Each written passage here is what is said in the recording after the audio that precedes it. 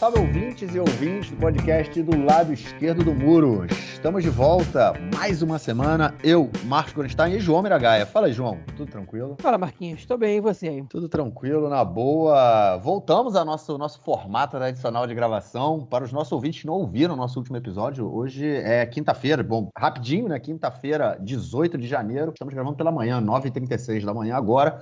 Mas ontem, na verdade, né? Na terça-feira à noite, lançamos, à noite aqui em Israel, né? No Brasil foi mais cedo, lançamos aí um episódio especial contando, enfim, tudo que a gente recebeu, todas as informações que a gente recebeu aqui, né? Sobre as relações entre Israel e África do Sul desde o início da criação do Estado, né? Em 1948, aí passando aí por apartheid, fim do apartheid, Mandela, até a gente chegar aí nessa acusação que a África do Sul fez contra Israel por genocídio, né, em função aí da guerra em Gaza. E, enfim, o episódio ficou muito legal, um formato diferente de gravação, porque a gente realmente estava com um problema de agenda, e como eu falei lá, né, foi um episódio que foi pensado da terça para a terça. Então é isso, quem não ouviu, ouve lá, tá muito legal, e agora a gente grava esse nosso episódio tradicional, com as notícias aí, e com tudo, absolutamente tudo de importante que aconteceu aqui em Israel esta semana. Vamos então passar para esse nosso primeiro bloco, porque afinal de contas não falta coisa para falar.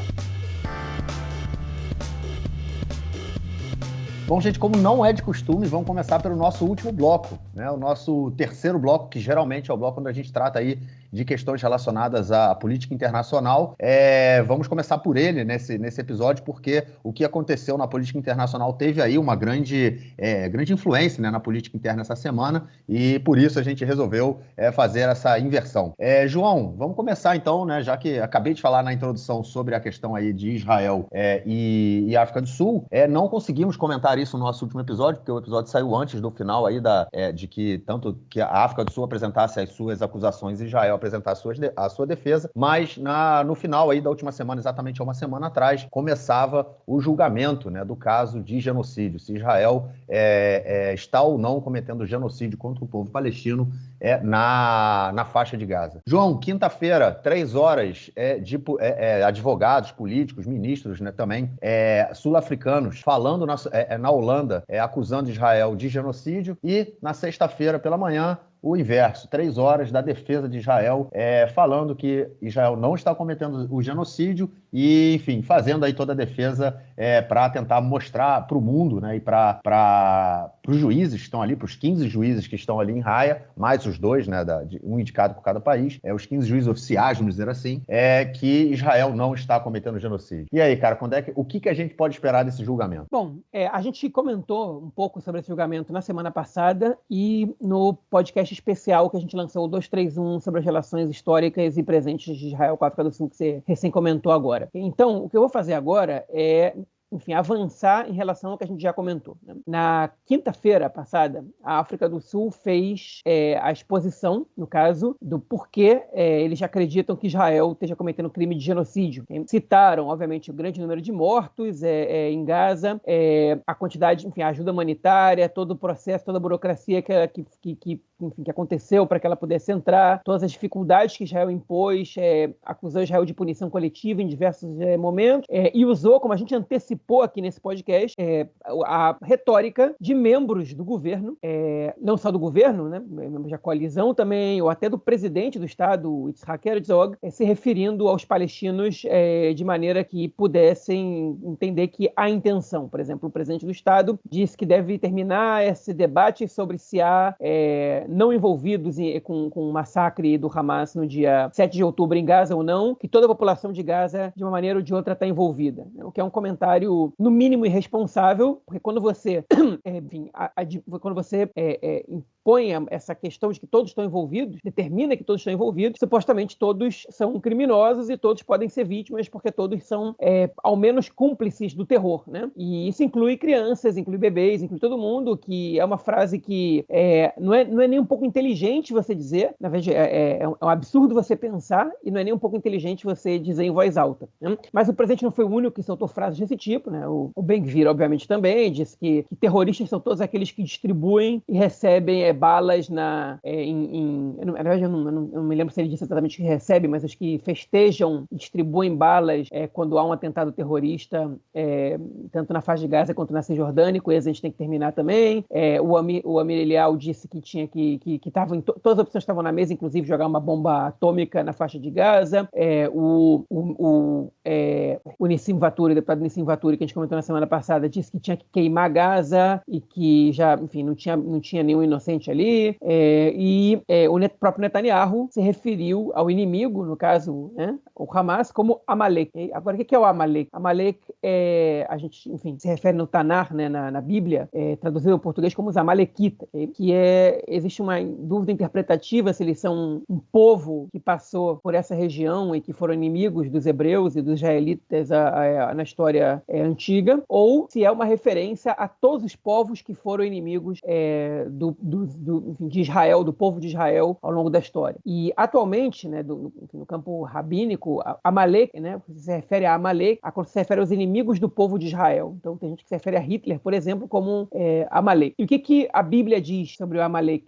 Qual é a mensagem de Deus? Que o Amalek deve ser extirpado e deve ser eliminada toda a sua semente da terra. E esse é um comentário que é absolutamente genocida, né? Quando você se refere a uma população existente. Porque se você deve eliminar toda a semente do Amalek, e na Bíblia isso era feito dessa maneira, né? Você se refere a isso como matar as crianças e até os animais desse grupo. Ou seja, você não deixar vivo nem existente nada que era pertencente àquilo, né? Sim, o Velho Testamento é um livro bastante cruel, e o Deus do Velho Testamento, em determinados momentos, em muitos momentos eu diria, é um Deus bastante cruel também. Óbvio que ele passa por evoluções e mudanças ali, né? Os estudiosos de Tanar mostram pra gente que o Deus do Moisés é muito diferente do Deus dos patriarcas, que por conseguinte é diferente também do Deus dos profetas. Há uma interferência, né, obviamente, né, há uma interferência enfim, nos valores trocados, na troca de valores das populações que conviviam com a população judaica naquele momento, né?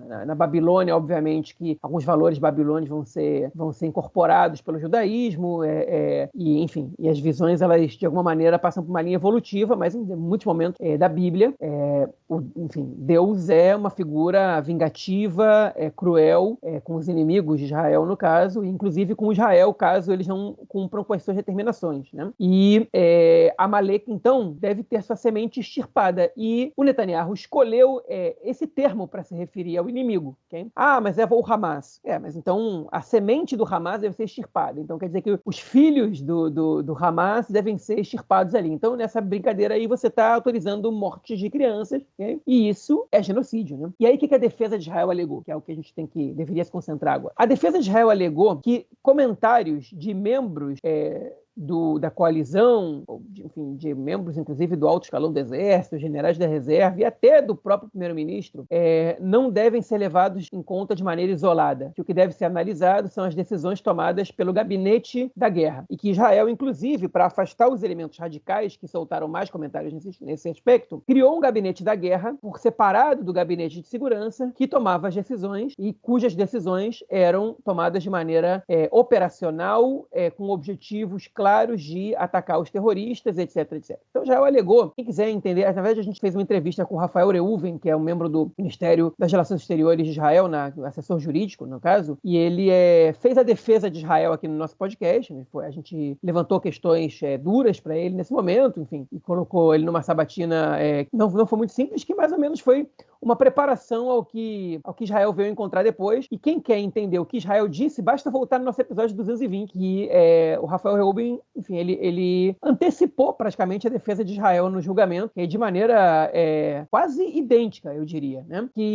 Enfim, que as decisões, elas foram decisões operacionais com o objetivo de eliminar o Hamas, de atacar o terrorismo, que o Hamas usa escudo humano, que é um crime de guerra, e que isso não pode ser considerado como... Deve ser considerado, na verdade, no julgamento, como eles sendo responsáveis pelas mortes dos palestinos, porque o objetivo de Israel é atacar o terrorismo, e quando eles se escondem em mesmas populações civis e não se diferenciam, não dá outra escolha a Israel para proteger essa população que não atacar também alvos civis, que Israel aborta diversos ataques quando entende que a quantidade de mortes civis vai ser desproporcional, que Israel, que na verdade o que Israel é acusado que é de fazer imigração forçada dos habitantes do norte da faixa de Gaza ao sul, no caso, é uma medida que visou salvar vidas, porque Israel pôde fazer a atuação ali contra o Hamas sem botar em risco as vidas da população civil palestina, enfim, e que Israel emite comunicados antecipando os ataques que vão ser feitos em determinados locais para que a população civil se retire e que os terroristas possam ser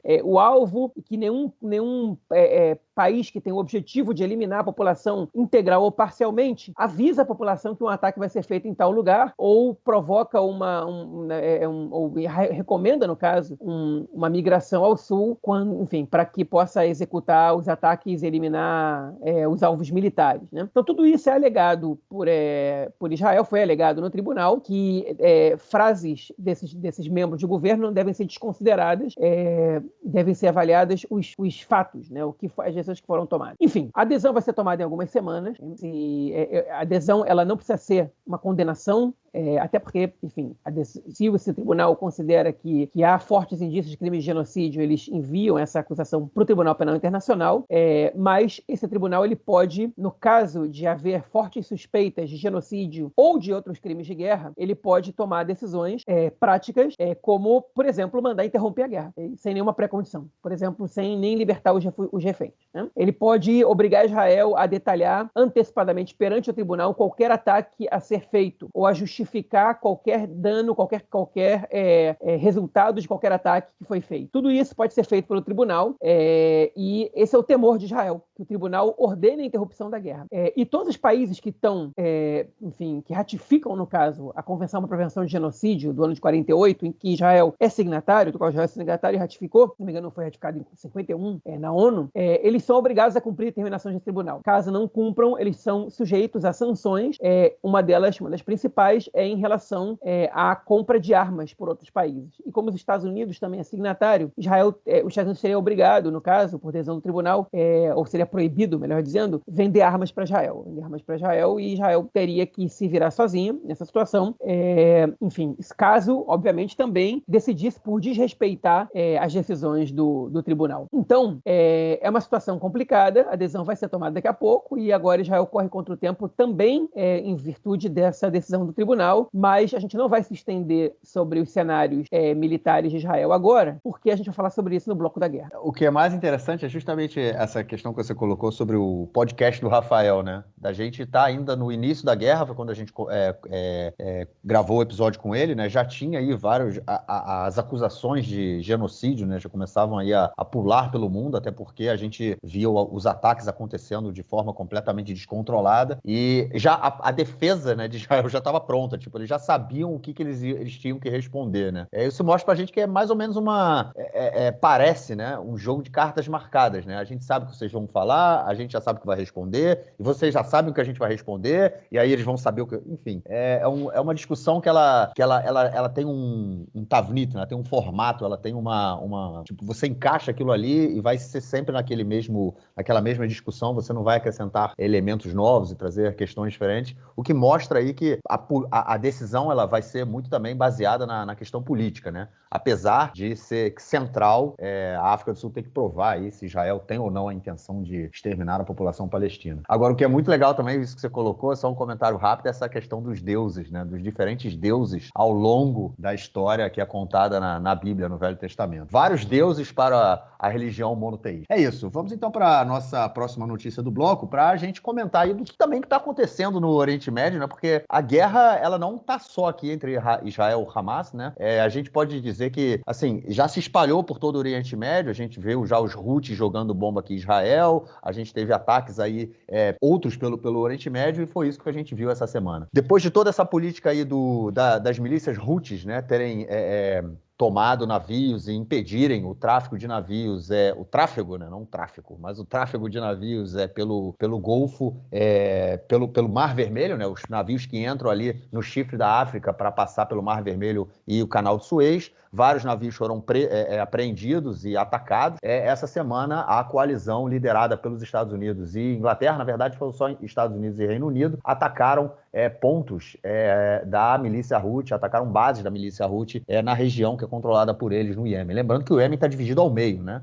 O Iêmen tem uma parte, né, que ela é controlada pelos Houthis, que eu acho que é a parte sul, e a parte norte ela é controlada pelo governo oficial do Iêmen, né? Então, essa região sul ela foi atacada pelos americanos e ingleses. E como resposta a isso também, né, porque afinal de contas os Houthis eles são aliados proxies, né, do Irã, a gente viu ataques iranianos em várias bases. Na semana passada já tinha tido no Iraque, essa semana a gente teve no Kurdistão e também no Paquistão, que é mais um país aqui da região que é uma potência nuclear. João, o Oriente Médio realmente está ficando cada vez mais quente, hein, cara? Pois tá ficando, né? Os Estados Unidos e o Reino Unido decidiram, enfim, interromper mais ou menos a festa dos Houthis, né, de ataques sem contra-ataque que eles estavam realizando na região do Mar Vermelho, quando a questão virou um problema para as questões comerciais, enfim, de boa parte do mundo. Eu acho que o Egito é o principal prejudicado nisso, porque o canal de Suez, eu descobri essa semana, cada navio que cruza o canal do Suez tem que pagar para o Egito $200 mil. Você sabia disso? Grana pacas, né? É muito dinheiro, né? Então, essa é uma das razões pelas quais Israel não constrói uma linha de trem entre enfim, até Eilat, né, até o sul do país, porque isso pode representar uma crise com o Egito, porque Israel e o Egito são os dois únicos países que têm, enfim, que estão basicamente são banhados pelo Mar Mediterrâneo e pelo Mar Vermelho, né? E isso Israel poderia substituir o Egito nessa questão e enfim, é por isso que isso não acontece. Então, quando a questão virou comercial, os Estados Unidos e o Reino Unido decidiram dar um fim nessa brincadeira, e aí o que aconteceu foi que eles atacaram o Iêmen em vários pontos, morreram alguns combatentes dos Houthis, né? Eles atacaram, na verdade, não o país Iêmen inteiro, atacaram as regiões coordenadas pelos Houthis. Os Estados Unidos colocaram de novo os Houthis nos grupos considerados terroristas pelo país, né? Eles tinham saído dali. Inclusive, os Estados Unidos estavam intermediando as negociações no Iêmen e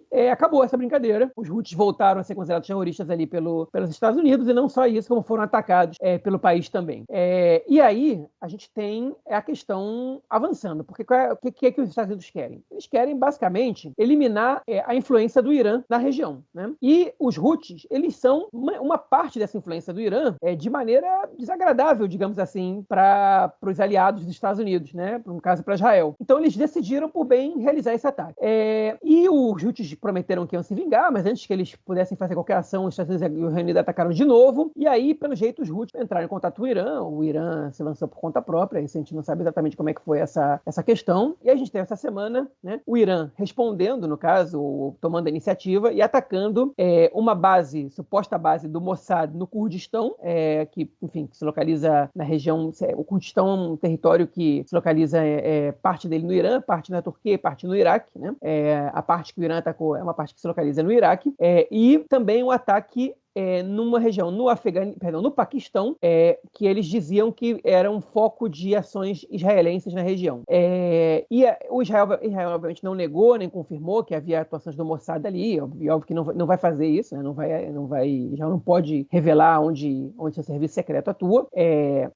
E, enfim, no Kurdistão, o Iraque é praticamente terra sem lei ali, né? Ninguém não tem muito controle sobre o que acontece, qualquer um ataca o Iraque e não tem repulsa. O Iraque é como se fosse a Síria nessa questão, né? A gente pode ver um ou outro ataque de uma milícia aqui e ali, mas o exército local é muito enfraquecido, não tem condições de reagir, às vezes a cooperação também com o Irã, então no Iraque não acontece muita coisa, no caso do Kurdistão, mas o Paquistão devolveu o ataque ao Irã, atacou 5 pontos no Irã, dizendo que aquilo eram focos de terrorismo. O Irã está exigindo explicações imediatas do Paquistão, como se não tivessem sido eles que infringiram o espaço aéreo do país e violado a soberania nacional paquistanesa.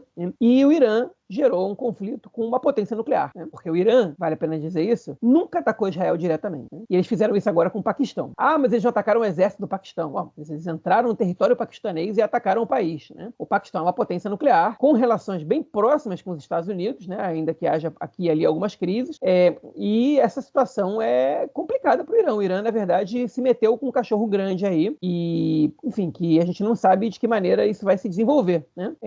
Para mim, uma atuação, um ato perigoso e problemático. Inclusive, o Paquistão diz que foram mortas 2 crianças nesse ataque do Irã. Então, que tipo de ataque a terrorismo é esse, né? Esse que está condenando Israel por matar crianças em Gaza, sob a alegação de que crianças não são terroristas. Como é que isso não devia valer também no Paquistão, né?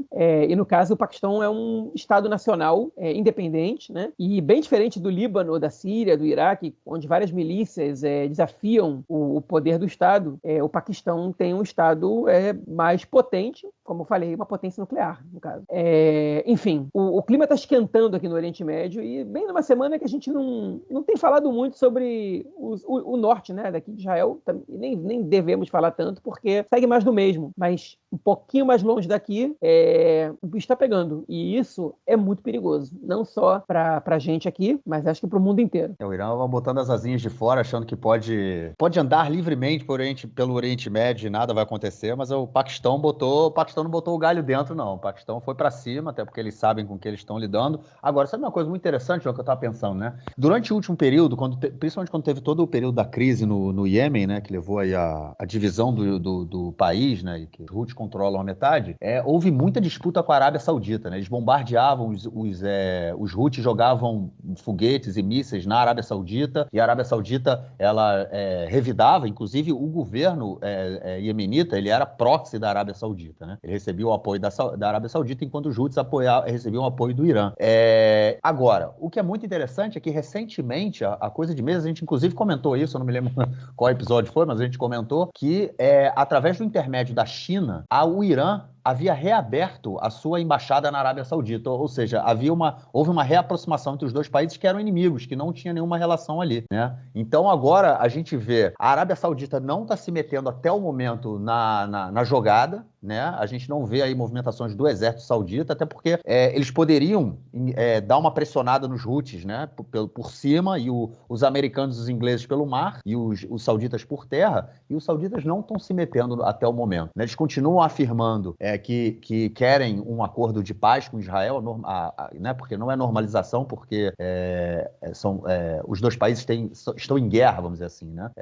A gente comentou isso, né? Com os Emirados Árabes foi a normalização das relações, com a Arábia Saudita não há relação nenhuma e os países têm estado de guerra, então seria um acordo de paz com a Arábia Saudita. Eles disseram que depois da guerra, né, com a criação de um Estado palestino, eles não têm problema nenhum em fazer um acordo de paz com Israel. O que é muito ruim para o Irã também, né? Então, ou seja, a gente vê a Arábia Saudita hoje, nesse momento, quieta. Ela recentemente assinou aí teve uma reaproximação com o Irã, e agora a gente vê todas essas potências, né, esses países, principalmente através dos seus proxies, né, se movimentando por ali. E o que, como você comentou, mostra mais uma vez que o Iraque, o Iraque é uma bagunça, né? Ninguém manda no Iraque, todo mundo faz no Iraque o que bem quer. As pessoas fazem no Iraque exatamente o que Israel faz na Síria, né? Toda vez que Israel vê ali um comboio iraniano indo para a Síria, ou alguma célula indo para o Líbano, ou pela Síria, né, indo para o Líbano, ou uma célula terrorista, Israel vai lá e bombardeia e acabou. E é basicamente isso que as pessoas fazem no Iraque, ou nessa região aí do Kurdistão, que também é atacada pelos turcos, né? Porque essa região do Kurdistão, ela é entre o Iraque e a Turquia, né? Uma coisa ali meio nebulosa, sem soberania, uma coisa meio louca. Então a gente vê os ataques vindo tanto da Turquia quanto do Irã agora. E essa base não, né? Esse local aí que os iranianos atacaram no Kurdistão, falando que era uma base do Mossad, né? Na verdade, era a casa de de um empresário que, de acordo com os iranianos, era responsável pela venda de combustível, venda de petróleo do Kurdistão para Israel. Então ali, por isso que a casa dele ali teria sido atacada. É isso. Bom, vamos então à nossa próxima notícia, né? Porque não falta emoção para a gente tratar aí agora das relações entre Israel e Estados Unidos. Por quê? Porque o nosso queridíssimo Joe Biden, ele anda muito triste com o Netanyahu, decepcionado, né, cabisbaixo, ele anda ali sem saber o que falar. A última ligação entre os dois, que aconteceu há quase um mês, né, o fim da ligação foi abrupto, né, tipo, o Biden simplesmente falou, não estou gostando da forma como as coisas estão encaminhando, essa conversa termina por aqui. Ele desligou o telefone na cara do Netanyahu, essa foi a informação que a mídia israelense divulgou, e agora, essa semana, a gente vê isso, quer dizer, ao longo desses meses, né, a gente vê isso acontecendo, principalmente, acho que a cada 3 dias, né, sai a mesma manchete nos jornais americanos, e aí chegam aqui em Israel dizendo que o governo americano está um tanto quanto preocupado, porque na visão deles, o Netanyahu está empurrando a guerra por questões políticas, ou seja, o que a gente vem falando por aqui há muito tempo, né, e o Netanyahu não quer acabar com a guerra porque ele quer se manter no poder. Só que isso, obviamente, tem aí uma implicação direta na política americana, já porque os americanos estão enfiados aqui dentro também até o pescoço, apesar de terem feito com que um dos seus porta-aviões que estava aqui na região voltasse para os Estados Unidos, ainda tem 2 porta-aviões americanos na região. Os Estados Unidos mandou muito armamento aqui para Israel. Israel é o principal aliado americano, né, aqui no Oriente Médio também, e eles não estão gostando nem um pouco disso, até porque, João, em novembro a gente tem eleições presidenciais e a situação do Biden não está nem um pouco fácil. E aí, cara, o que a gente pode esperar dessas relações entre entre Netanyahu e Biden, Israel e Estados Unidos nesse período próximo, já que o presidente americano anda um tanto quanto cabisbaixo e triste com a direção israelense? Pois é, você antecipou algumas questões, né? Na verdade, foi uma informação que chegou por meio do Barak Ravid, jornalista do portal Walla, sobre a crise, né? Sobre a insatisfação com vários membros do alto escalão do governo norte-americano. Enfim, a reportagem dele foi nesse aspecto. Quais são as reclamações que o governo norte-americano tem feito, especialmente o presidente Biden? Que, primeiro de tudo, que todos os pedidos que ele faz a Israel, né, todas as solicitações que ele faz, elas são negadas. Né? Ele solicitou que Israel liberasse os impostos, o dinheiro dos impostos palestinos que o Smotrich, ministro das Finanças, está travando. E o Netanyahu não atendeu. Ele solicitou que Israel mudasse a fase da guerra e entrasse num contexto um pouco mais brando. Netanyahu demorou muito para atender. Ele solicitou que Israel, começasse a falar e discutir sobre as propostas que os americanos apresentaram para o dia seguinte à guerra. E o Netanyahu adia, reunião tras reunião, essa possibilidade desse debate. E várias outras, né? Foram vários outros temas que deixaram o governo norte-americano insatisfeito. O Biden entende que ele colocou a base dele numa situação complicada, né? Ele colocou em risco a sua popularidade perante a base democrata,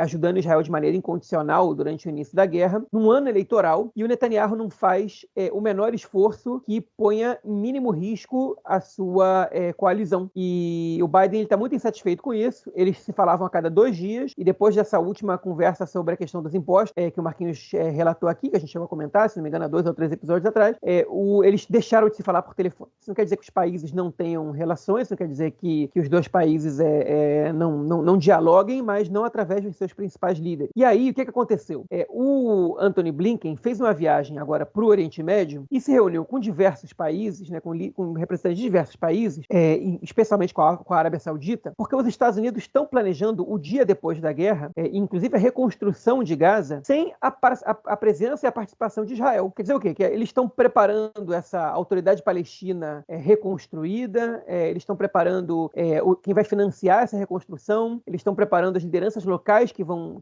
cuidar da região e estão caminhando para a criação do Estado palestino, que é a exigência sine qua non da Arábia Saudita para participar desses esforços de reconstrução, sem a presença de Israel. E a resposta dos americanos é a seguinte: o governo entende, o governo dos Estados Unidos, no caso, que o Netanyahu não vai durar para sempre. E ele se recusa a debater a criação do Estado palestino ou a dizer que é relevante, é razoável se pensar numa autoridade palestina reconstruída que possa coordenar, que possa comandar a faixa de Gaza. Então, se o Netanyahu ele representa um obstáculo para esses planos norte-americanos, eles vão trabalhar com os planos esperando o dia que o Netanyahu já não mais está no poder.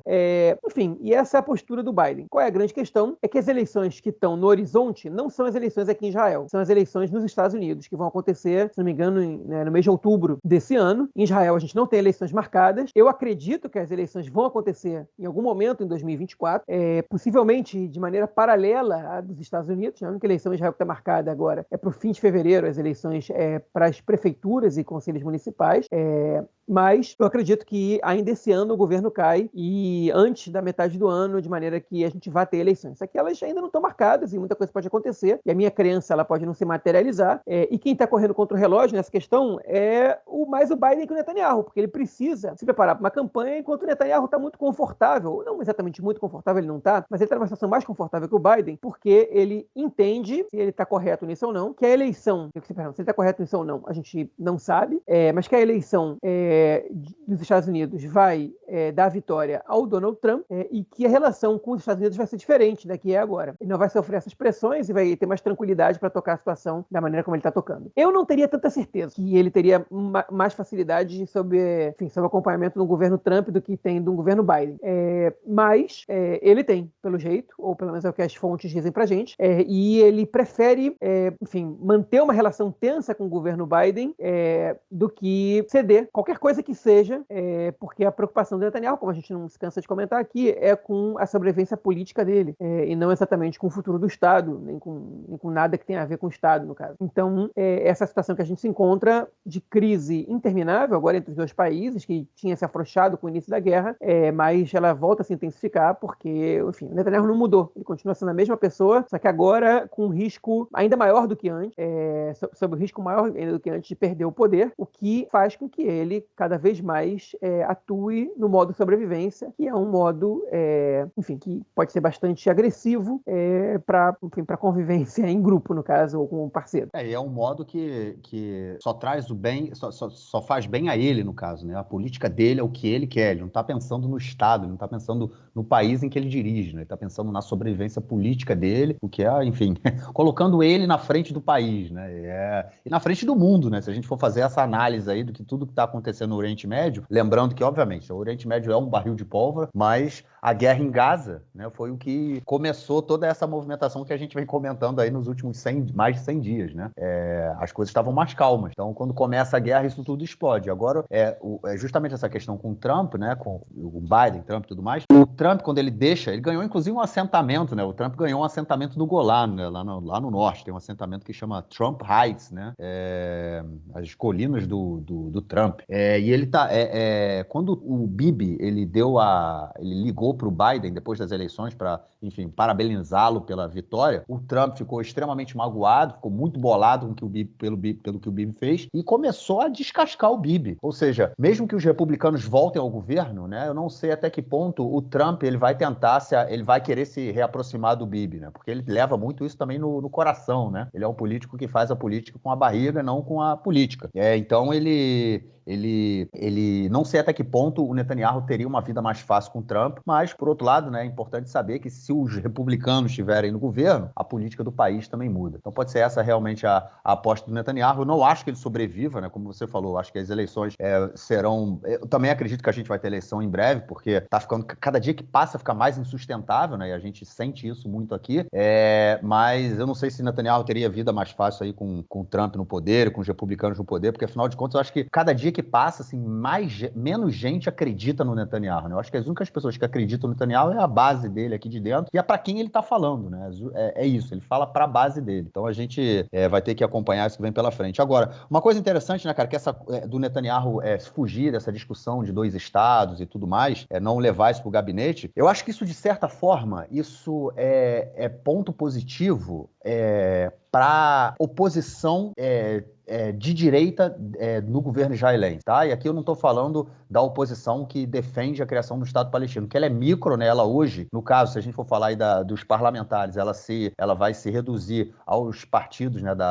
Partidos de eleitorado majoritariamente árabe, que defendem a postura de 2 estados, e alguns deputados do Partido Trabalhista, que ainda estão no parlamento, né? Eu não sei se todos eles defendem a política de 2 estados, eu já vi deputado do Partido Trabalhista que não defende mais isso, mas enfim, eu sei que tem alguns ali que defendem. Então, essa política de 2 estados, o Yair Lapid, que é o líder da oposição, eu não vi agora, no momento, ele defender uma política de 2 estados, né? O Benny Gantz, também não vejo ele, no momento, defender uma política de 2 estados, né? Que é a política que o Biden vai tentar implicar. Inclusive, hoje, né, eu estava ouvindo no rádio que o Biden, o governo americano, já está negociando, olha, isso é uma coisa impressionante. O governo Biden já está negociando com os sauditas e outros países aqui da região para a criação de um Estado palestino no dia imediatamente após a guerra. Ou seja, o mundo está tomando a decisão sem levar Israel em conta. A mesma coisa que Israel fez em Gaza em 2006, quando Israel sai de Gaza unilateralmente. 2005, exato. 2006 foi a guerra civil entre os dois lá. Quando Israel sai de Gaza em 2005, né? Qual foi a política? Unilateral. A gente não conversa com ninguém, tomamos o Israel e os Estados Unidos, né? Na verdade, era o governo Bush, né? Bush filho. Então, eles tomaram a decisão de sair da faixa de Gaza, Israel sai, cria aquele vácuo de poder, né? Porque nada foi conversado com a autoridade palestina. E aí, em 2006, tem a guerra civil entre Hamas e Fatah. O Hamas controla a faixa de Gaza.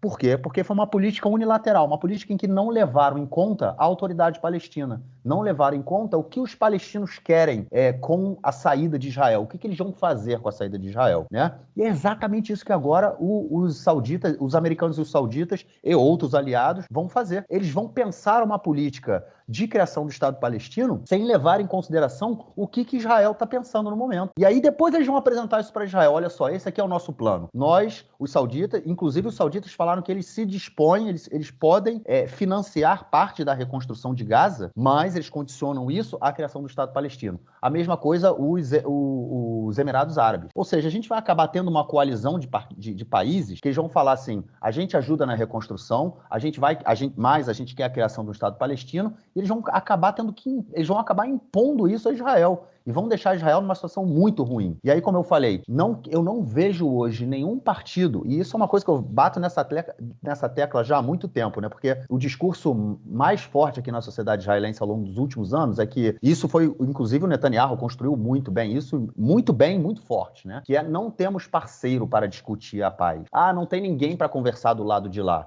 Sempre buscando a diminuição, né? Tirando o crédito da autoridade palestina, e é exatamente isso que eles estão fazendo agora durante a guerra, né?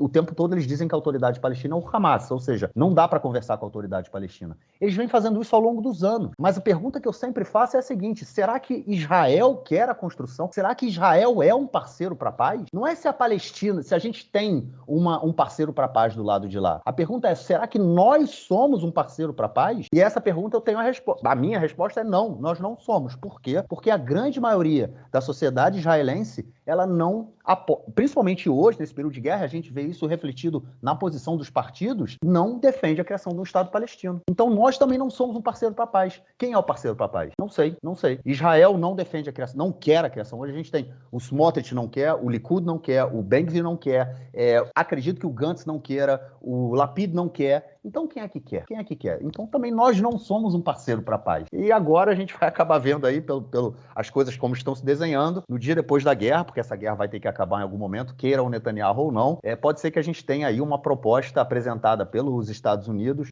com a Arábia Saudita, com os Emirados Árabes, e obviamente isso aí vai ganhar força no Egito, na Jordânia, em outros lugares aí, e Israel vai ter que acabar tendo que entubar uma decisão de que não pôde participar completamente porque simplesmente se recusa a fazer o debate, né? Eu acho que esse é o principal motivo aí também pelo qual o Biden tá muito bolado com o Netanyahu, tá tristonho, porque o Netanyahu se recusa a fazer o debate, ele posterga isso a cada dia, e o Biden, enfim, tá sentindo aí que tá sendo enrolado pelo imperador Netanyahu. Bom, é isso. Só um acréscimo, Martins, porque a delegação norte-americana, ela se reuniu com Yair Lapid. Ele não está falando em público sobre o Estado palestino, mas ele está participando dessas tratativas, não? Ele é uma peça importante nisso aí, pelo jeito. Sim, até porque...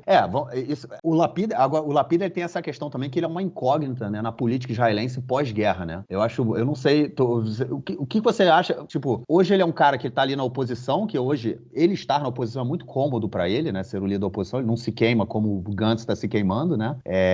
Mas por outro lado ele também não toma parte das decisões. Então eu realmente não sei até que ponto, como é que o Lapid, qual vai ser a importância política do Lapid, né, depois das eleições. Isso vai ser interessante, mas enfim. Caso ele seja primeiro-ministro, primeiro-ministro, né, consiga montar um governo e esteja por dentro de todas essas discussões, sem sombra de dúvida, será um ponto positivo. É isso, João. Vamos então para a nossa próxima notícia do bloco, próxima e última, para tratarmos aí de futebol, cara. É isso. Não é o Nelsinho, mas é futebol, João. Até porque a gente vai falar aí de Sagiv Ezequiel. O jogador é israelense no futebol turco, que depois que fez um gol, foi comemorar e mostrou, ele estava com uma atadura na mão e na atadura estava escrito 100 dias, que em memória, em lembrança aos sequestrados que estão, não em memória, né, em lembrança aos sequestrados, os mais de 100 sequestrados que estão israelenses em poder do Hamas. E essa semana, no último domingo, né, marcou aí 100 dias, desde o início da guerra e do sequestro deles, obviamente, foi o que estourou tudo. Então, ele fez essa homenagem e acabou sendo preso e depois deportado, chegou a Israel essa semana. O João, não pode falar, o governo turco disse que é incitar, falar sobre os sequestrados pelo Hamas, é incitar a violência, cara. E aí, defender o Hamas não é não, cara? Pois é, enfim, o que aconteceu na Turquia, na verdade, Marquinhos, é um caso, é um escândalo, tá? O que aconteceu, e é absurdo. Eu escutei essa cobrança no podcast Breaking, né? Que é um podcast de política aqui israelense, na verdade de marketing político, né? Eles comentaram como que... Imagina se esse caso fosse em Israel, que um jogador de futebol, não sei, turco que seja, levantasse uma placa, uma mensagem pró-Palestina e fosse preso na comemoração de um gol. Imagina se esse caso fosse em Israel, né? Como é que a comunidade internacional trataria isso? Como é que a Federação Turca de Futebol, como essas organizações tratariam isso? E, quem diz que futebol e política, esporte e política não se misturam, não entende nada nem de futebol, nem de política, nem de esporte, não entende, enfim, não conhece absolutamente a quantidade de vezes na história ou que todo o tempo a influência social nesses esportes, da política no caso, ela é imensa. O esporte, para começar, é o 8º maior mercado do mundo, né? Ele é maior do que a indústria automobilística, por exemplo. Ele gera mais dinheiro do que a indústria automobilística. Então, quem acha que isso não tem influência na política, tem que rever seus conceitos, porque tem muita influência política no esporte, e o futebol é o principal esporte do mundo, né? E um jogador israelense faz um gol, faz uma manifestação de solidariedade, que a Federação Turca poderia dizer: nós aqui somos contra manifestações políticas de jogadores, né? Tem uma série de organizações que proíbem manifestações políticas de jogadores. Isso eu acho um método de censura ou de tentar despolitizar o esporte, mas isso ainda está dentro das regras do aceitável no mundo que a gente vive hoje. Agora, o Sagiv Ezequiel, ele não foi censurado, digamos assim, ou reprimido, no caso, não recebeu só uma reprimenda da Federação Turca de Futebol. Ele foi levado à delegacia para prestar depoimento. Ele teve seu contrato rescindido com o país, né? Enfim, e a Federação Israelense de Futebol teve a Embaixada de Israel teve que fazer esforços para poder trazer ele de volta. Então, o sujeito foi tratado como um criminoso na Turquia por uma mensagem que não ofendia de maneira alguma os turcos, né? O povo turco, e aliás, nem o povo palestino, nem ninguém, né? Ele está lembrando do sequestro. Vai saber se ele tem algum parente, algum conhecido, algum amigo que é refém do Hamas na faixa de Gaza, né? O cara, enfim, ele não fez absolutamente nada condenável do ponto de vista moral, se as regras do campeonato proíbem que ele seja punido de acordo com as regras do campeonato. Mas não, a Turquia assumiu uma posição pró-Hamas, isso, né, vergonha, há muitos anos, na verdade, né, a identificação do governo Erdogan com o Hamas, ela é antiga, e a relação com Israel ficou abalada durante muito tempo. Quando estava começando a ser retomada, ela agora sofreu mais um baque bem importante no início dessa guerra, e eles dão mostras disso o tempo inteiro, né? A Turquia realiza conferências anti-Israel, né? Teve uma essa semana, inclusive com um convidado brasileiro, e agora esse caso do Sagiv Ezequiel é um caso que para mim é um escândalo, que a Federação Israelense deveria ter feito muito barulho, o Ministério das Relações Exteriores de Israel deveria ter feito muito barulho por esse caso, porque esse é um caso que ele serve à propaganda pró-Israel, no caso, né? De que Israel é vítima e o antissemitismo e etc. Porque o jogador israelense que presta solidariedade aos seus compatriotas, ele é expulso praticamente do futebol turco e foi considerado um criminoso. Enfim, isso para mim é um caso que a diplomacia pública israelense deixou passar, não explorou, né, como disseram no Breaking, que é um negócio absurdo, e passou assim em branco, né? E é um caso que a gente tem que falar sobre ele. Outra vez eu vou dizer, se o campeonato turco tem regras de manifestação política, então que o jogador seja punido dentro das regras do campeonato turco. Ele ser levado para depor na delegacia delegacia, ser preso, ele foi preso, né, preventivamente, enfim, Israel tem que resgatar o cara para cá, e, enfim, o clube rescindir contrato é uma situação bizarra, absolutamente bizarra, e isso poderia ser uma oportunidade de Israel de manchar o campeonato turco de uma maneira gritante, porque o campeonato turco é um campeonato importante, a diferença do campeonato israelense, tem jogadores de prestígio mundial, do segundo e terceiro escalão, que atuam por lá. No passado, não tão distante, teve jogadores de nível alto jogando na Turquia, agora um pouco menos, enfim, isso poderia prejudicar possíveis jogadores que fossem jogar na Turquia. Eu vou jogar num país que prende jogador, porque por causa de uma mensagem dessa, o que será que vai acontecer comigo se me verem fazendo tal e tal coisa, né? Ou será que eu vou querer compactuar com isso? Enfim, da mesma maneira que tem jogadores que se manifestam contra essa ida desses craques para a Arábia Saudita agora, por conta das violações de direitos humanos na Arábia Saudita, isso poderia acontecer na Turquia também. E a verdade é que Israel, não sei se por ter receio de mexer com a Turquia, porque parece que Israel sempre mantém muitos pés atrás na hora de criar uma crise com a Turquia, mas se mantém quieto, e isso é um desserviço que o país faz a si mesmo, e é uma desonra ao Sagiv Reskel, que, enfim, tudo que fez foi uma mostra de solidariedade, e a Federação de Futebol Israelense não é capaz de mobilizar uma campanha em volta dele. Enfim, é isso. É uma situação que eu acho que deveria receber uma atenção muito maior do mundo, e cabe a Israel levar essa situação para o mundo. Essa relação entre Israel e Turquia, isso que você comentou no final, é realmente muito estranho, né? Eles fazem o que querem, né? Teve a questão da flotilha lá, né, de Gaza, foi 2009, 2010, né? Foi antes de eu fazer aliar, antes de eu vir morar aqui, que eles saiu a flotilha em direção a Gaza, saiu da Turquia, com o apoio do governo turco. 2010, né? Eu lembro bem, eu estava aqui já. Eu morava na Inglaterra, eu me lembro da mídia acompanhando isso e tudo mais. Então teve a flotilha em 2010, que ela foi financiada pelo governo turco com o objetivo de quebrar o bloqueio israelense, e a gente teve uma série de incidentes. O Erdogan, né, sempre faz seus discursos anti-Israel, anti-governo israelense e pró-Hamas e tudo mais. A gente teve o caso, lembra? No ano passado, né? Dos turistas israelenses que foram presos por... os turcos alegaram que eles teriam tirado uma foto de um palácio residencial do Erdogan de dentro de um barco, enfim, uma história muito louca. Inclusive, o casal mora na cidade onde eu vivo, os caras tiveram que... o presidente Herzog teve que ligar por Erdogan para poder resolver a situação, porque, na verdade, o Herzog tinha acabado de assumir como presidente, ele não tinha falado com o Erdogan ainda, né? E o Erdogan queria ter relações com o Herzog e tudo mais, não só com o Netanyahu, e aí ele criou toda essa questão. E os ataques recentes aí também, né, durante a guerra, do Erdogan a Israel, e Israel sempre fica quietinho mesmo, né? Não é a primeira. Lembrando também, cara, teve uma época, agora veio outro caso na cabeça, que eu acho que foi antes da flotilha, agora eu não me lembro, foi com o Lieberman. Tu lembra que ele era ministro do exterior? Não, foi posterior. O Lieberman... Foi posterior? Sim, foi a reação do Lieberman ao caso da flotilha. Então teve uma reunião, né, com o ministro do exterior da Turquia, e aí o Lieberman botou o cara sentado numa cadeira baixa, e o Lieberman ficou sentado numa cadeira alta, enfim.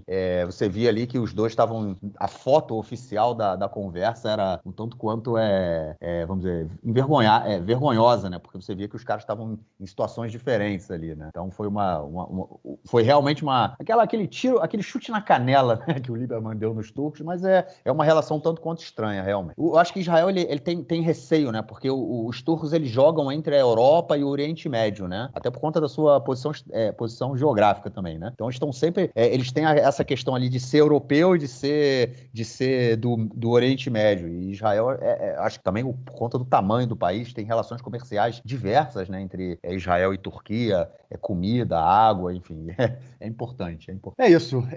Bom, vamos então para o nosso próximo bloco, para, enfim, tratarmos de questões relacionadas à guerra entre Israel e o Hamas em Gaza.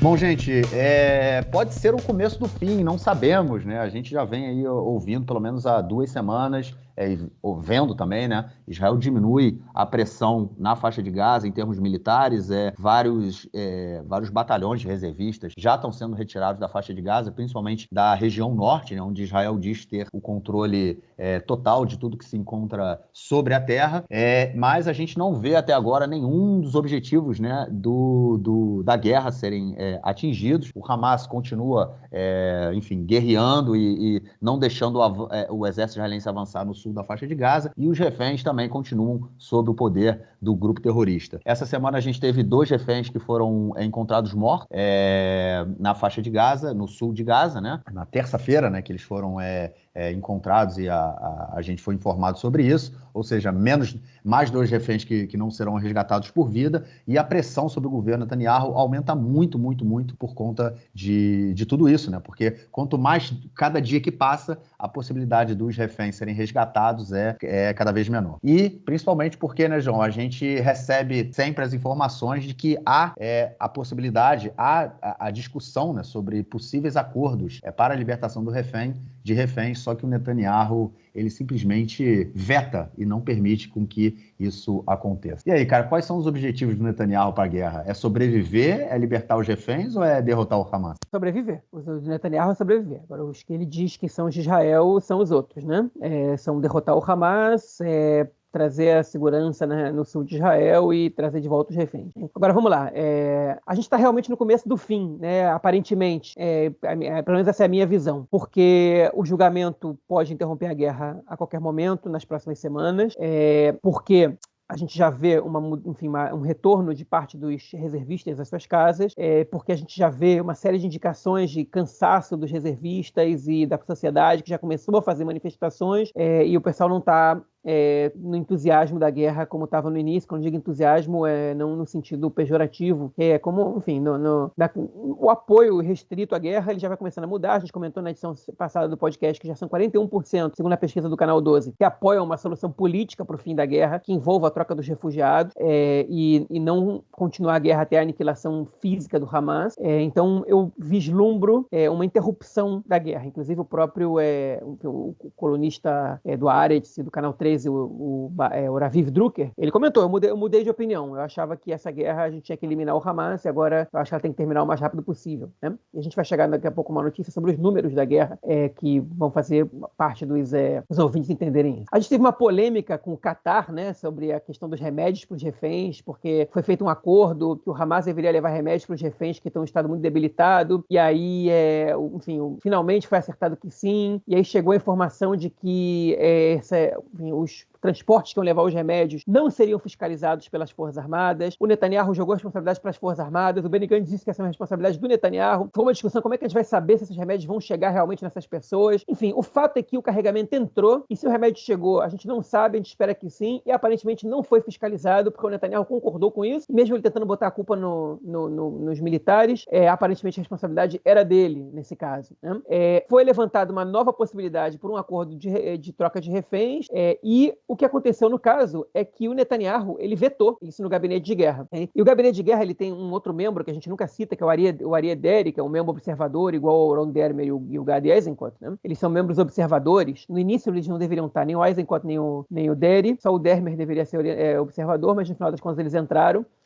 E o Aryeh Deri, o Benny Gantz e o Eisenkot, eles são a favor de uma troca, e o Netanyahu e o Gallant e o Dermer, né, os 3 do Likud, são contra. E nessa situação, quem vota ali é o Netanyahu e o Gallant, e ali no mais o Netanyahu é o primeiro-ministro. Em qualquer caso de impasse, quem decide ali é ele. O Netanyahu vetou o acordo pela troca de refém. Agora, vocês podem perguntar: se a maioria da população já tem 41 contra 38, são a favor de uma solução política que envolva a troca dos reféns, por que o Netanyahu foi contra? E a questão é simples, por 2 razões. Porque o Netanyahu, a base dele não é exatamente a favor disso, né? Entre os eleitores da direita, ou estão votando ainda na direita, você não tem uma maioria favorável ao acordo, né? Pelo menos nesse momento. E em segundo lugar, porque esse acordo, a interrupção da guerra, acarretaria muito provavelmente no fim do governo, porque o Ben-Gvir, porque o Smotrich ameaçam sair o tempo todo do governo, porque se a guerra for interrompida, na verdade o Ben-Gvir já colocou isso como prerrogativa para sua saída do governo, e isso pode levar o Netanyahu ao fim da sua carreira política, né? Então ele não pode tomar uma decisão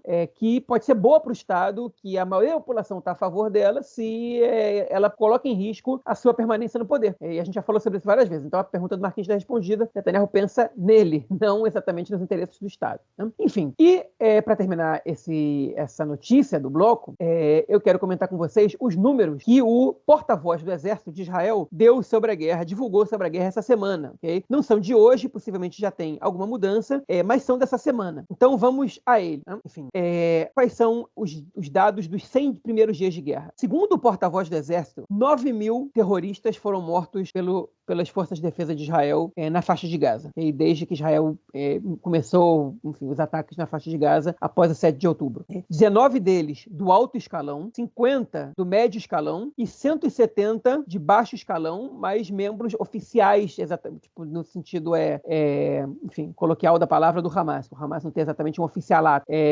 formal, mas, enfim, do braço armado do Hamas. Os outros são como uma espécie de soldados, né, não oficiais, soldados de baixa patente. Que outros números ele deu pra gente? 30 mil objetivos, 30 mil alvos foram bombardeados por aviões e drones israelenses desde o início da guerra. 3.400 desses alvos eram depósitos de algum tipo de armamento, e 750 deles eram de risco imediato para Israel. Desde o início do confronto, foram mortos 522 soldados, sendo 188 deles dentro da faixa de Gaza. Ou seja, os outros foram mortos ali entre o 7 e o 9 de outubro, enquanto ainda haviam combates dentro do território soberano israelense. Temos 2.536 soldados feridos, sendo 388 em situação grave, 672 em situação mediana e 1.476 em estado leve. Além disso, cerca de 3.000 soldados foram levados para atendimento médico, sendo que 1.700 deles para atendimento médico de saúde mental, enfim, e que é um fenômeno que aconteceu não em poucos casos nessa guerra. Desde o início do confronto, desde o 7 de outubro, 9.000 foguetes e mísseis foram disparados da faixa de Gaza contra o território israelense, 2.000 foguetes e mísseis foram disparados do Líbano e 30 da Síria. Foram convocados e serviram durante esse período 295 mil reservistas, e a média de tempo que eles permaneceram no exército foi de 61 dias. E outros 45 mil soldados do exército estão servindo agora nesse momento, enfim, no período regular deles. 19% das reservistas são do sexo feminino. 50% dos reservistas estão entre 20 e 29 anos. 31% tem entre 30 e 39 anos. 13% tem entre 40 e 49 anos. 5% tem entre 50 e 59 anos. E 1% tem entre 60 e 69 anos. 115 mil reservistas são pais e 3 mil reservistas são mães. As Forças Armadas me disseram que 7.653 caminhões de ajuda humanitária foram fiscalizados pelo Exército de Israel e entraram por meio da passagem de Rafah, com 137.920 toneladas de equipamentos, digamos assim. Dentro do que é considerado equipamento, entre aspas, porque o termo em hebraico para isso é o mesmo, né? 82.330 toneladas são de alimentos levados em 3.950 caminhões. O resto é para outros tipos de equipamento. Esses foram os números divulgados pelo Exército de Israel. Acredita quem quer nos números, né? Muita gente desconfia desses números. Eu acho que, salvo a informação sobre a quantidade de terroristas mortos, que é impossível acreditar na precisão total desses 9 mil, até porque o número nem pode ser tão redondo assim. O resto, eu acho que é bastante crível. Enfim, e dá pra gente um pouco da ideia do que aconteceu até agora, desde o início da guerra. Interessante é que eles falam aí de 29 mil, né, bombas de drones e aviões que foram jogados em Gaza até agora. E isso é exatamente o número, né, que a CNN divulgou, acho que tem umas 2 ou 3 semanas. Eles fizeram uma investigação, e esse foi o número que eles chegaram. Então é um número, enfim, mais uma vez como é que chama? A mídia, né, ela chega a números que eles são depois corroborados pelo exército israelense. E agora a gente pode imaginar, se foram 29, 30 mil até agora, na CNN disse, inclusive, que mais da metade desses 30 mil, cerca de 60%, são mísseis que não são de precisão. Ou seja, mísseis que pode cair aqui ou pode cair 50 metros para a direita ou 50 metros para a esquerda, mas isso faz uma diferença gigante, né? Então, mostra aí que a mídia sabe quando ela quer pesquisar. A mídia séria, ela pode trazer as informações para a gente, o que dá também uma credibilidade, né? Muita gente aqui em Israel, essa semana, inclusive, no domingo, eu estava conversando com um aluno meu, que ele é reservista e ele está fazendo também, tá trabalhando como reservista, né? E ele trabalhou durante muito tempo no Shabak, que é o Serviço Interno de Segurança. E ele está fazendo o trabalho dele como reservista agora, o serviço dele como reservista também no Shabak. E eu conversando com ele, né? Eu falei, já chegou aí a mais de cerca de 25 mil mortos. Aí ele veio, não, porque esses números e não sei o quê. Eu falei, calma aí, meu amigo. Pode contar essa história dos números para os outros. Para mim, não, cara. Eu acho que esses números são números factíveis, números plausíveis que a mídia vem divulgando. E, enfim, o exército, inclusive eu falei com ele, a primeira vez que que o exército de Israel falou em números, não havia uma diferença dos números que haviam sendo publicados pelo Ministério da Saúde do Hamas, né? Que, enfim, acho que na época o Ministério da Saúde do Hamas dava 17 mil mortos e o Exército falava em 15 mil mortos. É uma diferença que a gente não vê aí, uma diferença tão grande, e mostra aí que, enfim, esses são basicamente os números, né? Isso a gente não está falando das pessoas que estão desaparecidas, né? Das pessoas que estão aí há 3 meses enterradas, que foram soterradas e, obviamente, estão mortas, né? Há organizações que já dão um número de mortos em torno de 35, 40 mil, né? Mas os números oficiais hoje chegam perto de 25. E agora, uma coisa que me chama muito a atenção e mostra aí, fala muito sobre essa guerra, né? Como eles mesmos colocaram, né, nessa informação, João, dessas quase 30 mil bombas que caíram em Gaza, 4 mil, né, foram 3 mil e poucas e outras 700, ou seja, 4 mil que tinham, que elas foram jogadas em alvos que eles sabiam que eram depósitos de armamentos ou locais ali que eram perigos iminentes, né? Ou seja, devia ter militantes do Hamas, terroristas do Hamas ali dentro no momento. E as outras 25 mil bombas, né? Onde é que foi que elas caíram? Essa é a pergunta que a gente tem que fazer também. Bom, é isso. Vamos então à nossa próxima notícia. Continuamos falando de gás, continuamos falando da fome, porque, né, a gente comentou-se aí, né, João, quantos caminhões entraram com comida e tudo mais, e a gente tem que saber se isso é suficiente, porque a cada dia que passa, apesar da mídia israelense não falar isso, né, da sociedade israelense não ter muita informação sobre o que está acontecendo, a fome em Gaza, ela aumenta a cada dia. A gente tem mais de 1 milhão de pessoas em situação alimentar muito, muito, muito crítica, muito grave, uma crise humanitária, e a coisa passa, a cada dia isso fica mais sério. Famílias inteiras que passam dias sem comida, mães de bebês que elas não podem mais amamentar porque o seu corpo não produz mais leite, porque elas não têm comida, e a situação fica cada vez pior. E aí, cara, essa semana saiu, né, no último sábado, no último final de semana, saiu no jornal Haaretz, que é como se fosse a revista de final de semana, né?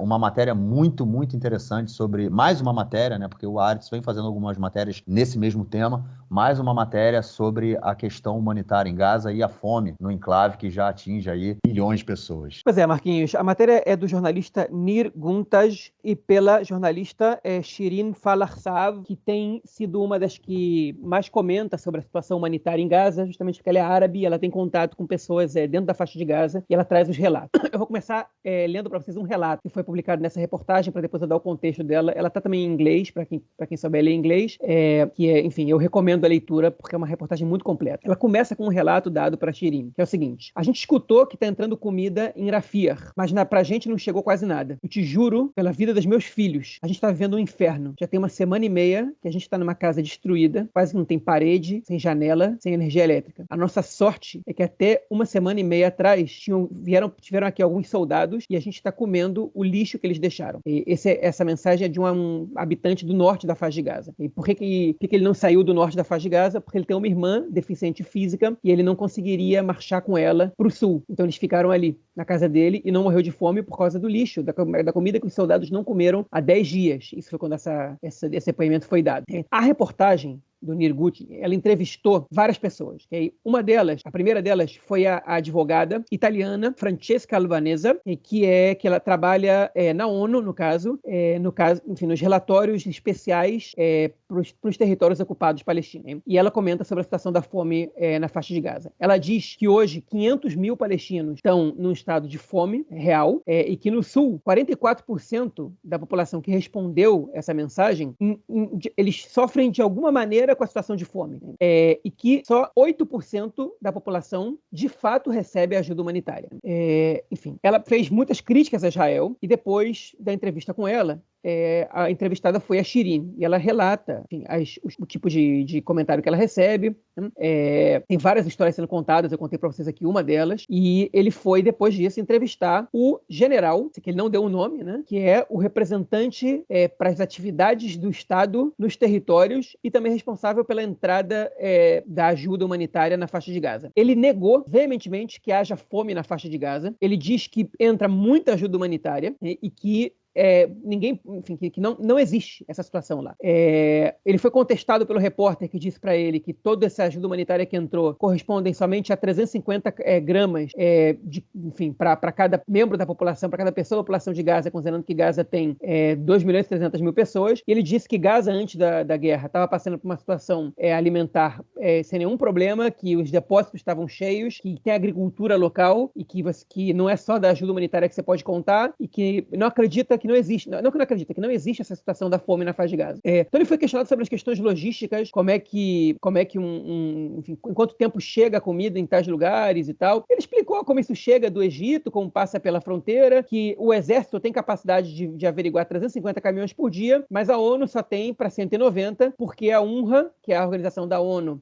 que é responsável pelos refugiados palestinos, que 99% dos seus funcionários são palestinos, e no caso da faixa de Gaza são de alguma maneira ou outra, a grande maioria deles ligados ao Hamas, simplesmente usam o equipamento deles para outras coisas e não ajudam a levar os caminhões para dentro da faixa de Gaza, que interrompem tudo, que se fosse pelo exército, chegaria o dobro praticamente do que chega ali. A maneira como ele respondeu as perguntas foi uma maneira muito técnica e sem absolutamente nenhuma sensibilidade.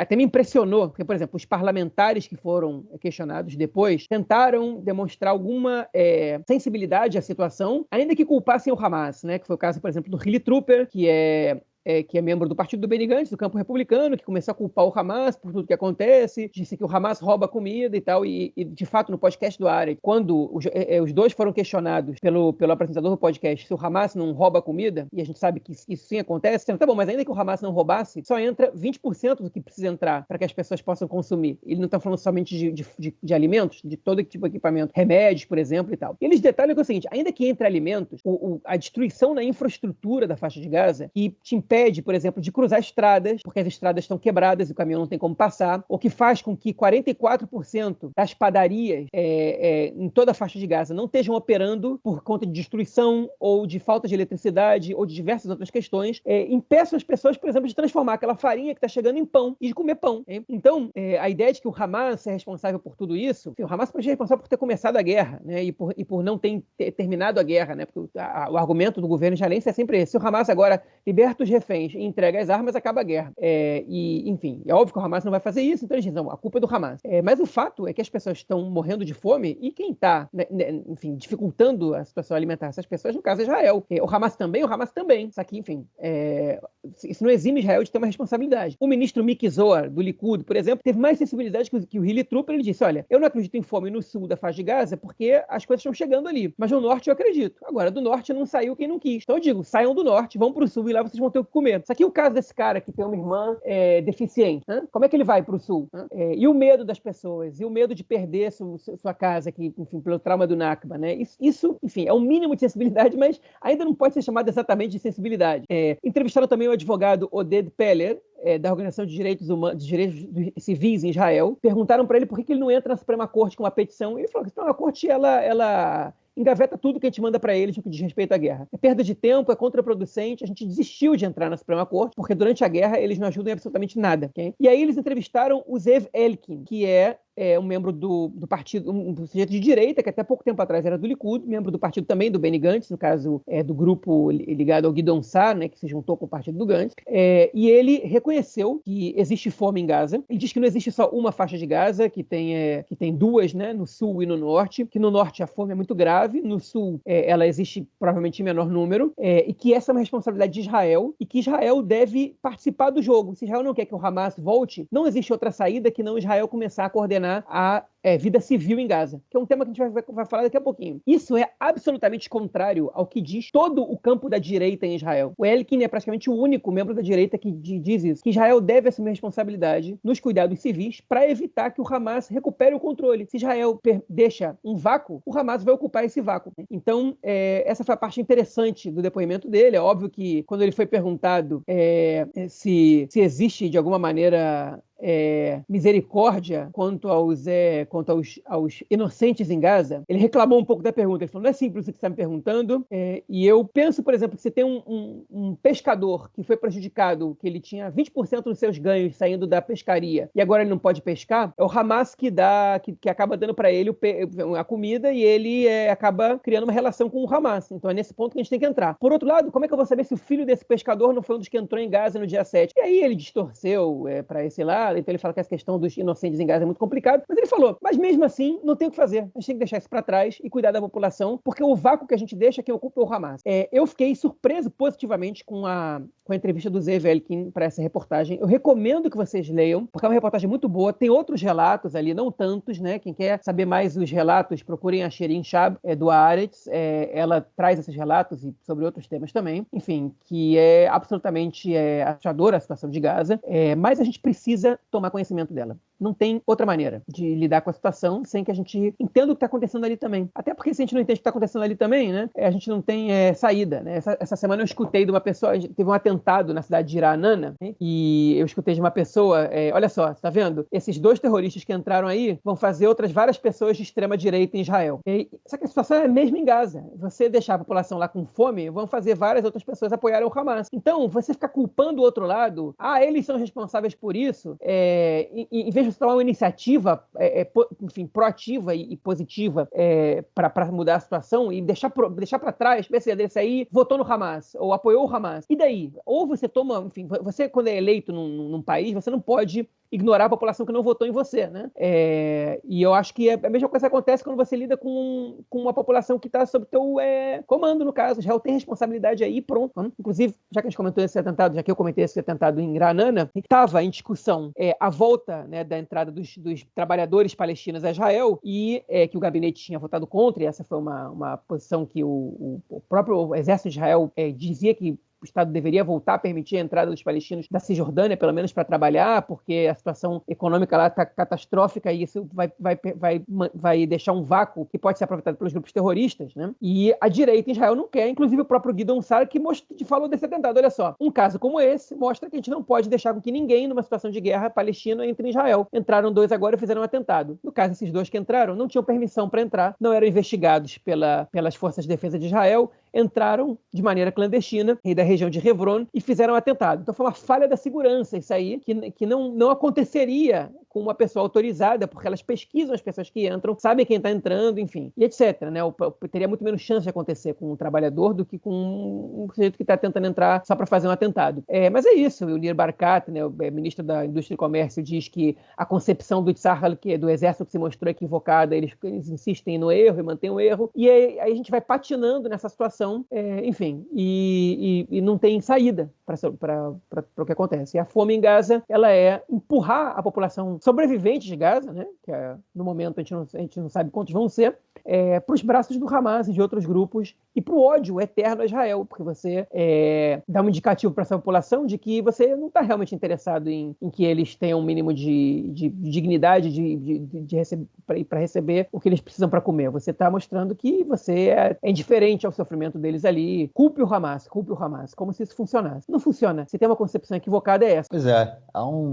Tem cerca de um mês, né? Eu fiz um post no Twitter, eu recebi algumas críticas por isso, que eu coloquei que a guerra era contra o povo palestino. E é isso. Isso é o que eu queria dizer naquele post. É uma guerra de punição coletiva, é uma guerra em que a política israelense é deteriorar absurdamente a condição dos palestinos que vivem lá, porque, como a gente viu no discurso, não há, eu estou colocando aqui aspas, né? Não há inocentes, e isso faz parte dessa política, né? Você joga para cima deles a responsabilidade para derrubar o Hamas. Ou seja, a gente vai deixar vocês com fome, sem casa, enfim, com toda essa destruição que vocês estão vendo. Agora, isso é culpa do Hamas. Vocês aí que não são inocentes, vocês é que têm a responsabilidade de resolver isso, de acabar com o Hamas, porque aí, se vocês tiram o Hamas, isso acaba. Ou seja, é muita crueldade, né? É uma política que ela não se sustenta e enfim, era exatamente o retrato do post que eu fiz lá há um mês atrás, entendeu? Eu acho que é nesse sentido. Fernando, eu vi também, inclusive, nessa semana, um depoimento que foi divulgado pela B'Tselem, né, pelaquela ONG de direitos humanos, com uma ativista deles em Gaza. E o que a moça fala é o seguinte: eu ouvi durante a minha vida inteira a minha avó falando sobre o Nakba, falando sobre a expulsão dela e sobre a impossibilidade que ela teve de voltar para casa, de ter que viver em barracas e tudo mais. E ela fala: agora sou eu que estou passando por isso. Sou eu que estou passando por isso. Então, enfim, é a repetição da história, né? E a gente vê isso acontecendo. Essa questão do vácuo, a gente, inclusive, o Zé Velkin e o Guidon Sar, essa semana, o Guidon Sar, ele também falou que os caminhões que estão entrando no norte da faixa de Gaza, isso é sensacional. Isso que ele falou é uma coisa impressionante, que os caminhões que estão entrando na faixa de Gaza no norte, que estão chegando ao norte, eles não estão sendo controlados por quem está distribuindo a comida são membros do Hamas, ou não do braço armado, mas enfim, pessoas ligadas ao Hamas. Só um parênteses aí, o Tzachi Hanegbi, né, que é o ministro como é que chama? O Malal. Eu falei dele no início da guerra, a gente falou dele, ele falando para outros membros do Likud, ele falou o seguinte: o Hamas tem 130 mil pessoas, né, filiados, vamos dizer assim, tem 130 mil filiados oficiais. Eles têm filiados, têm secretários, como o Likud. Ele falou assim, como o Likud, ou seja, o cara basicamente, né, fez ali uma associação entre o Hamas e o Likud. Ele é do Likud também. Não sou eu que estou fazendo essa associação. Mas o Malala é o Conselho de Segurança Nacional. Conselho de Segurança Nacional, interlocução exatamente. Entre as forças de segurança Isso, entre a Força de Segurança e a Força Civil, exatamente. E ele, inclusive, o Tzachi Hanegbi foi o cara que falou que o Hamas não ia fazer nada, né? Tá lá no post que a gente fez a gente divulgou isso lá no início da guerra, né? Que o Tzachi Hanegbi falou que o Hamas pode ficar tranquilo, eles estão ganhando o dinheiro deles, eles não vão fazer nada. Ele foi cobrado por essa posição depois e falou, não, eu errei. Ele pelo menos assumiu, ele foi um dos que assumiu a responsabilidade. E aí o Tzachi Hanegbi, então o Guidon Sar falou, voltando aí pro Guidon Sar, ele vira e fala, a comida quando chega, os caminhões quando chegam no norte da faixa de Gaza, quem tá fazendo a distribuição são membros do Likud, né? São esses funcionários aí do Likud. Ou seja, se isso for verdade, o que o Guidon Sar tá falando, significa que mesmo depois de Israel ter controlado a parte que está acima da terra do norte da faixa de Gaza, ter dito que o Hamas não controla mais o norte da faixa de Gaza e está agora retirando os seus soldados do norte da faixa de Gaza, o Hamas volta a atuar, né? Se essa informação do Guidon Sar for verdade. Quem continua controlando a distribuição de comida é o Hamas. Ou seja, na verdade, a informação do Guidon Sar ela veio do chefe das Forças Armadas, do Alevi. Então essa informação do próprio Exército, que eles precisam de um plano urgente porque fazer no dia seguinte, já botar em prática, porque senão o Hamas vai voltar, ainda que o Exército esteja lá. Mas então, o que o Exército fez lá até agora? Entendeu? A gente tá em 3 meses de guerra, os caras destruíram o norte da faixa de Gaza e o Hamas ainda tá lá. Então que papo é esse de vamos derrubar o Hamas, vamos acabar com... Não, que papo é esse, meu caro? Entendeu? Ou seja, toda a construção da narrativa israelense desde o início da guerra até agora, ela é mentirosa, ela não acontece. E trazer os reféns de volta, aparentemente vai ser praticamente impossível trazê-los com vida. A não ser que realmente a gente tenha aí uma decisão que fala, vamos acabar a guerra, cessar fogo e solta os reféns, né? Porque a gente, como o Netanyahu não tá afim disso, até porque se o Netanyahu, para fazer um acordo para libertar os reféns, ele perde, porque a política dele é derrubar o Hamas e libertar os reféns dele e do Gallant. Libertar os reféns pela força, para mostrar que eles são os heróis, porque agora é a única coisa que resta pro Netanyahu, aparecer com os reféns vivos. Então, se ele tiver que assinar um acordo, ele perde, porque nem isso ele conseguiu fazer. Nem trazer os reféns na porrada, na guerra, ele conseguiu fazer. Então, assim, a gente está realmente num caos total. O Hamas continua dirigindo a faixa de Gaza e, enfim... O que a gente vai ter? E aí, né, a gente conversou sobre isso eu fiz esse comentário com você antes da gente começar a gravação. A guerra no Afeganistão começou em 2001. Os Estados Unidos se mantiveram no Afeganistão por 20 anos. Depois, quando eles saem do Afeganistão, eles fazem um acordo com... Eles entraram no Afeganistão para derrubar o Talibã. Eles saem do Afeganistão fazendo um acordo com quem? Com o Talibã. E o Talibã volta ao poder no Afeganistão. Vem cá, é isso que vai acontecer na faixa de Gaza também? Israel vai entrar, faz a guerra, destrói tudo. E aí? Vai deixar o vácuo e o Hamas volta ou vai fazer um acordo com o Hamas, para o Hamas voltar sem vácuo? Porque essa vai ser a realidade. Como oficiais palestinos, né, já vem dizendo aí há pelo menos um mês, 3 semanas. Dizer que o Hamas não vai fazer parte da política palestina depois da guerra é surreal. Não existe essa possibilidade. O Hamas é parte integrante da política palestina e ele vai continuar existindo. Então, ou seja, a gente está completamente perdido. A gente está, assim, numa guerra em que a gente vê a situação de Gaza piorando a cada dia, uma guerra sem sentido, uma guerra sem objetivo, e uma guerra em que esse ponto, né, esse objetivo pontual, sem objetivo estratégico no caso, né, que é de você tentar resolver o problema, e o objetivo pontual, que é trazer os reféns, né, tá cada dia que passa mais longe da gente. É meio desalentador, né, cara? Pra baixar, enfim, não sei nem o que dizer, Mas, João, pelo menos a gente vê aí, né, vamos passando aí, já vamos fazendo gancho, né, fazendo gancho para aquela nossa próxima notícia, a gente vê já os protestos voltando. Semana passada, eu recebi, inclusive, mensagem no meu telefone no grupo lá como é que chama? Da Organização Central, né, das manifestações anti-golpe, né, que eram feitas antes da guerra, voltaram a se organizar. Semana passada a gente já viu em Tel Aviv, né, na Praça Abima, né, do Teatro Abima, uma manifestação com milhares de pessoas, uma manifestação pequena ainda, obviamente, mas com milhares de pessoas pedindo o fim do governo. Ô, João, eu acho que depois dessa semana agora que a gente fecha hoje, as manifestações tendem a aumentar novamente, né, cara? Tendem, as manifestações já estão aumentando e, enfim, o timing agora do Gantz, de quando ele vai sair, é o que vai definir o grande aumento das manifestações, né? Especialmente depois, enfim, de reportagens como a que a gente viu, que foi divulgada pelo Yediot Ahronot, né? Que mostraram a falência total do exército. A gente vai comentar sobre essa reportagem agora. Na verdade, a gente peço licença para entrar nisso, porque eu acho que esse tipo de reportagem vai lá. incentiva as manifestações cada vez mais. Que reportagem foi essa? O jornal Yediot Ahronot está há 2 meses, mais inclusive desde o início da guerra, enfim, entrevistando oficiais e soldados, pessoas que participaram do 7 de outubro, para entender não por que aquilo aconteceu, mas como é que aconteceu essa falha bizarra durante a guerra, né? Porque Israel não está preparado, tudo bem, mas como é que demora 6 horas para que o exército chegue a alguns pontos? Como é que demora tanto tempo para que aviões possam bombardear alguns pontos? E aí eles fizeram uma reportagem muito elucidativa, divulgada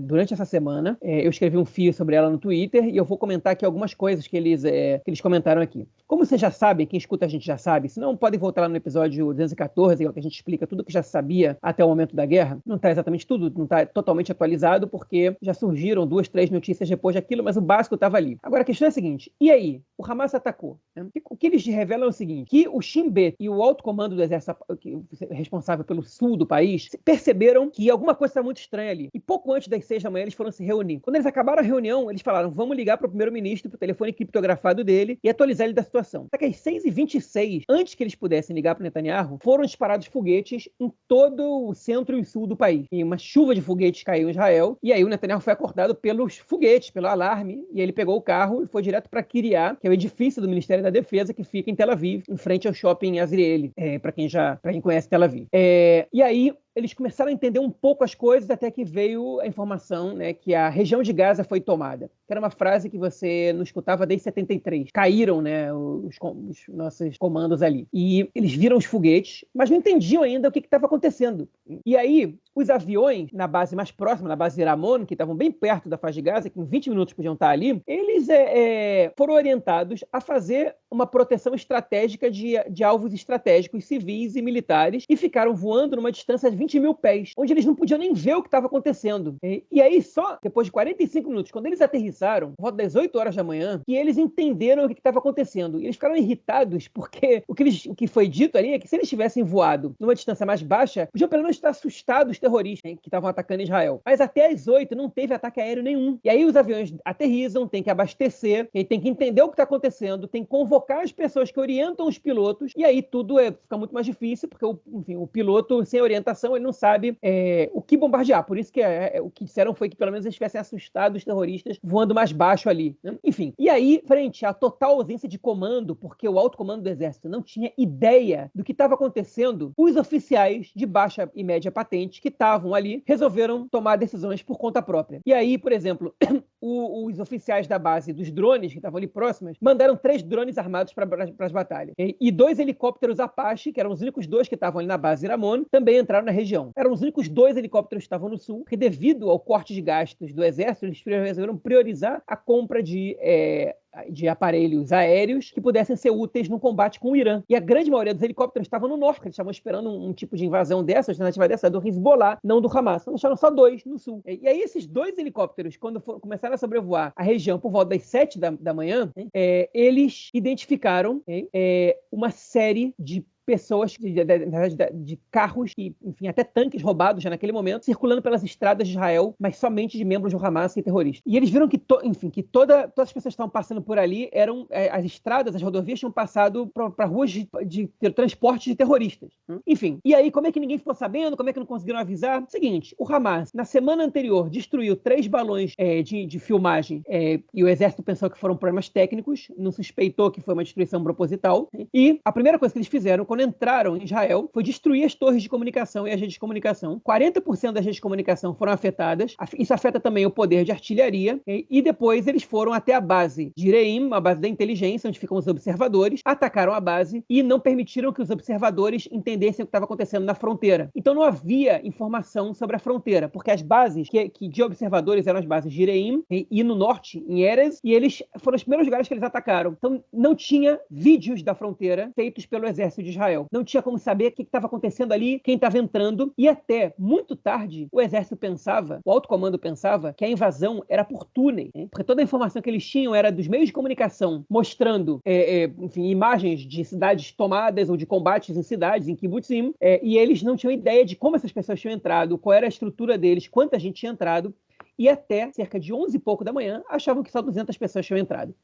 Enfim, e aí o oficialato começou a tomar outras decisões por conta própria. Por exemplo, um comandante da unidade Duvdevan, que é uma unidade de elite da infantaria, falou com um amigo que estava na região de Gaza, e o amigo de Gaza falou, cara, você não tem noção do que está acontecendo aqui, e ele resolveu pegar os soldados, tirar eles da base na Cisjordânia e levar para a região da faixa de Gaza. E quando eles viram a situação chegando perto do kibbutz Kfar Aza, eles perceberam que tinham emboscadas ali, se prepararam para isso e começaram a travar a batalha ali, que durou 60 horas, e que eles conseguiram sair vencedores. Óbvio que os terroristas tinham causado um grande número de baixas ali. Kfar Aza quase não teve sequestrados, porque a maioria das pessoas do kibbutz morreram ali, justamente porque as pessoas combateram. Podia ser ainda pior o estrago em Kfar Aza. Outro batalhão do Duvdevan, sem receber resposta dos superiores, ele entrou em contato com um conhecido da Força Aérea e conseguiu um helicóptero para ir levar os soldados dele para combater na região de Nir Yitzhak. Ou seja, não veio decisão do alto comando, não veio decisão da Força Aérea. Foi um oficial ali, um tenente, falando com o outro oficial ali da Força Aérea, traz um helicóptero aqui para levar meus soldados. Assim que isso aconteceu.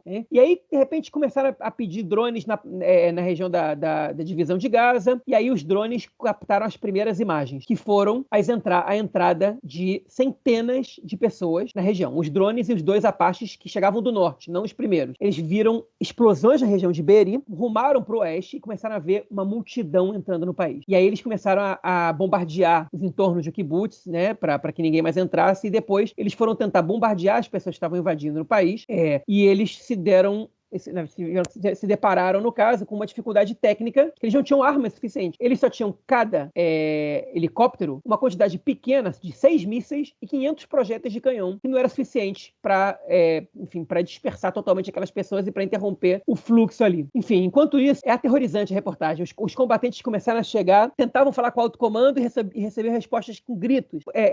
A gente não tem quadro operacional, vocês têm que ir aí e dar pra gente quadro operacional. A gente não tem ideia do que vocês vão encontrar. Então os soldados estão chegando em todos os lugares do país, pro sul, sem entender o que eles vão fazer ali. Basicamente era isso que estava acontecendo. Enfim, foram quase 30 pontos de ruptura na cerca, que ninguém sabia que aquilo estava acontecendo. Os batalhões de drones começaram a atuar por conta própria. Os batalhões de infantaria começaram a atuar por contas próprias. E aí os batalhões de drones começaram a preparar um banco de alvos para eles saberem onde é que eles tinham que atacar. E eles se deram conta que não tinha informação nenhuma chegando a eles. Então eles recorreram a amigos e conhecidos da região, a repórteres, a jornalistas que estavam cobrindo tudo, para ter informação. O grupo de WhatsApp do kibbutz Kfar Aza foi uma fonte de informação. E eles perguntavam, aqui do lado direito desse edifício, me diz aí, não tinha um mapa militar de nada para eles atacarem. Um negócio absurdo. Enfim, e aí eles foram começando a entender o tamanho da situação e atuar com base em chamadas e WhatsApp, chamadas de telefone e WhatsApp. Inclusive é proibido o uso de telefones, né, por essas unidades. O comandante do Shin Bet, Ronen Bar, às 9, mandou todo mundo que tem arma do Shin Bet ir para a região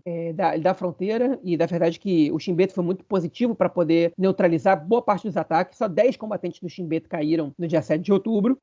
Enfim, e aí as informações começaram a ser construídas também à base de improviso, né? O coronel Bar Khalifa tinha um grupo muito pequeno que foram combater no kibbutz, no Moshav Netiv HaSara, e eles mantiveram alguns terroristas vivos, não mataram todos, interrogaram esses terroristas e aí começaram a entender os planos do Hamas, para onde eles estavam indo, e começou a passar um pouco mais de informação, né? Só às 11h30 chegaram grandes contingentes dos batalhões da infantaria para lutar ali, e aí faltavam granadas, porque eles não tinham granada, que podiam ter sido de muita ajuda, várias armas estavam descalibradas, coletes sem cerâmicas. Um soldado relata que um companheiro dele morreu porque o colete dele não estava protegido por cerâmica, ele levou um tiro de um rifle na barriga e morreu por causa disso, podia ter sido evitada essa morte. Os tanques estavam velhos e sem uso, alguns deles com problemas técnicos, né? Porque nas bases no sul ninguém espera você vai usar tanques para atacar a faixa de Gaza. Os principais tanques estão na Cisjordânia e no norte, né? E aí veio uma informação para o Yediot Ahronot, que eles, enfim, receberam de algumas fontes, que houve uma orientação das Forças Armadas de bombardear tudo o que tivesse transitando entre a fronteira de Gaza e Israel, por receio de que tivessem levando sequestrado. O que alguns dizem que se trata do protocolo Hannibal, que é um protocolo que já não existe mais no Exército desde 2016, e que mesmo a forma como ele existiu no passado, ele é controversa, porque não havia uma determinação de que você deve colocar a vida do soldado ou do civil sequestrado em risco, que isso é preferível do que o sequestro, né? Essa determinação, ela é ilegal, inclusive. Quando surgiram os primeiros relatos de que alguns comandantes orientavam os soldados a fazerem isso, os próprios soldados foram para os meios de comunicação a denunciar, okay? Mas essa reportagem relatou que veio uma ordem do alto comando para isso. Okay? O alto comando ainda não respondeu sobre isso, e o criador do Código de Ética do Exército deu uma entrevista no podcast do Haaretz, né? Ele chama Asa Kasher, podcast em hebraico do Haaretz, não em inglês, não recomendaria para vocês. Quem fala hebraico pode recorrer ao podcast da edição de 16 de janeiro. Diz que é impossível que o alto comando tenha dado essa ordem, não só porque ela é ilegal, mas porque ele tem a absoluta certeza de que o alto comando orienta os oficiais a fazer justamente o contrário, orienta o protocolo de sequestro da maneira como ele deve ser, e que, enfim, que ele já viu isso com os olhos dele, inclusive o Benny Gantz, por exemplo, quando era chefe das Forças Armadas, orientando os oficiais a isso, e que ele acha impossível que isso tenha acontecido. Bom, o Exército ainda não respondeu, a investigação interna vai dar pra gente a resposta. Se eu posso dar minha opinião pessoal, vocês podem dizer, mas o Exército pode tentar maquiar e forjar essa informação. Pode. Agora, será que os soldados que acabaram matando, se de fato aconteceu, companheiros numa ação ilegal, não iriam ficar calados? Ou será que eles não iam denunciar o alto comando por ter dado uma orientação ilegal e não ter dado a informação completa para eles, né? Eu acho isso muito pouco provável que não escape para o público, pelo menos depois da guerra. No meio da guerra pode ser que ninguém esteja querendo comentar abertamente sobre isso. Depois da guerra é praticamente impossível que isso não chegue na população, porque a gente está falando aqui do soldado matando o irmão dele, né? Ou o primo dele, ou o amigo dele, ou o comandante orientando que se mate o filho dele. Enfim, não é uma coisa que a sociedade deixaria passar, na minha modesta opinião aqui, mas enfim, depois a gente vai chegar na resposta do Exército.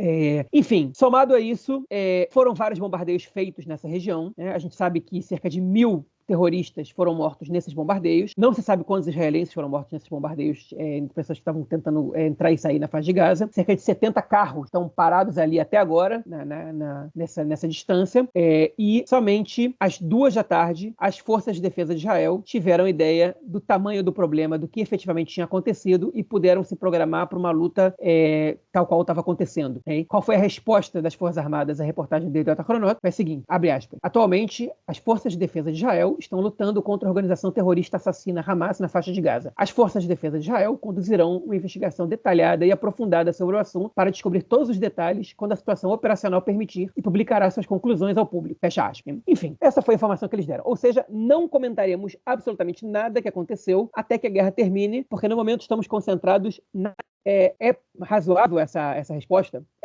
Realmente eles têm uma coisa da qual eles estão concentrados, eles jamais fugiram da responsabilidade, e eles vão estabelecer uma comissão para investigar o que aconteceu ali. As Forças Armadas, elas, diferente do governo, elas têm o interesse em afastar as pessoas envolvidas nesse problema, porque o governo, ele depende do voto. As Forças Armadas é uma carreira, okay? Acabou a carreira nas Forças Armadas, okay?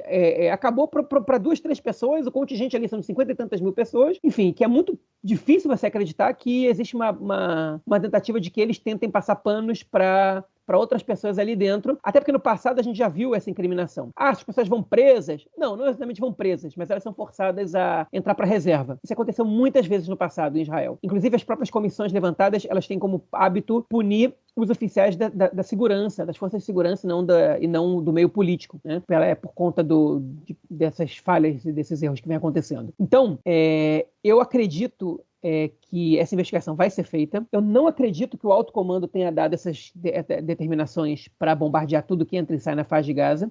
Eu acho muito pouco provável que os soldados tenham feito isso de maneira cega. E tanta gente tenha feito isso de maneira cega.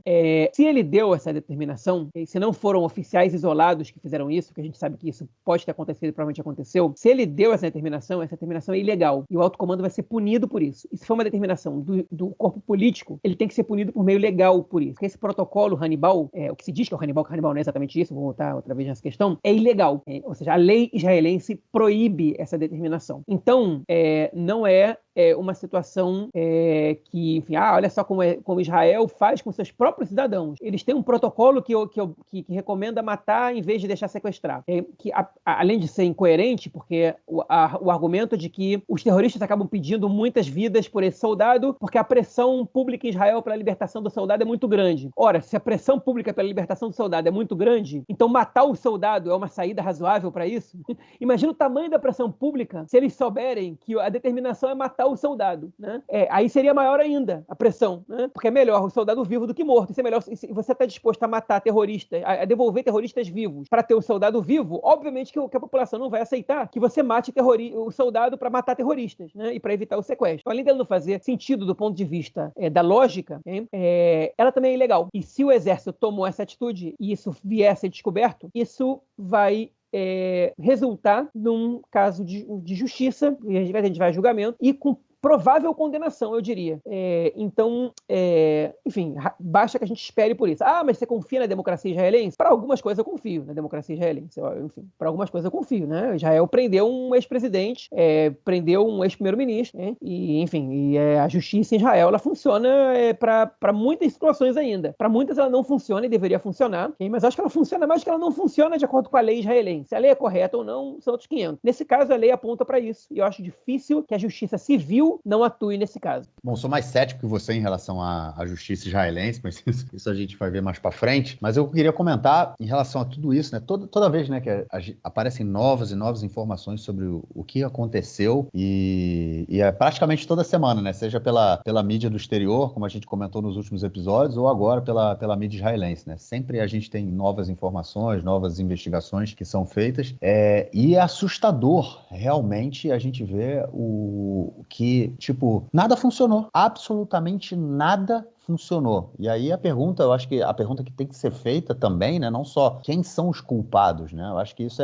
obviamente, tem que descobrir todo mundo que foi o responsável pelo que aconteceu, tanto do setor militar quanto do setor político, mas eu acho que a questão principal é a gente perguntar sobre o sistema como um todo, né, sobre o Estado como um todo, o projeto de Estado como um todo, porque absolutamente nada funciona, nem o setor militar, nem o setor político, nem o setor civil, né? Que a gente vê o caos que a gente tá... Assim, a gente tá no final do segundo bloco do episódio, que a gente, enfim, já vem comentando tudo que aconteceu essa semana. A gente vê o caos total que está no setor político, em que quem comanda a política israelense hoje é o Hamas. Ele cria crises dentro do governo, ele faz com que o Netanyahu saia mais enfraquecido, né? Essa questão dos remédios aí que a gente comentou no início sobre a guerra, né? Na primeira notícia do bloco é central, né? O Hamas, no momento em que eles acertam esse acordo de entrar remédio em Gaza para os reféns, o que o Hamas faz? Um dos oficiais do Hamas vira e fala: os remédios vão entrar sem a fiscalização. Isso gera uma crise política no país. Ou seja, o Hamas controla a política israelense também. E ele humilha o Netanyahu a cada dia. E aí a gente vê essas informações do exército que também nada funciona. Tudo desorganizado. Tanto na parte operacional quanto na parte efetiva ali olha só, tá dando merda, a gente tem que avançar, a gente tem que atacar, mas não tem absolutamente nada pronto, nada preparado. Então, qual o sentido de nós vivermos aqui se o Estado não vai proteger a gente? Se o Estado não está preparado e não está nem um pouco organizado para defender os cidadãos, nem na área militar e nem na área política, né? Porque é o caos em tudo que é canto. É isso. Vamos torcer para que essas manifestações voltem com força, né? Eu acho que esse é um dilema muito grande que parte da sociedade está enfrentando agora, porque afinal de contas a gente está em guerra, então tem muita gente ainda que não sabe se vai para a manifestação, se não vai. O próprio comitê central, né, das manifestações também está meio dividido. Não é à toa que a primeira manifestação só foi chamada agora, em janeiro, mais de 3 meses depois do início da guerra, 100 dias depois do início da guerra, e foi chamada na Praça Abima, né? A organização foi na praça do Teatro Abima, que é uma praça bem pequena, ou seja, se não forem muitas pessoas, você não tem aquele impacto, né? Porque ia ser, obviamente, muito utilizado pela direita israelense, caso fizessem uma manifestação na Kaplan, né? Que era até o início da guerra, era onde as manifestações aconteciam, e chegasse ali, sei lá, 2.000 pessoas. Ia ser uma coisa muito pequena para um espaço muito grande.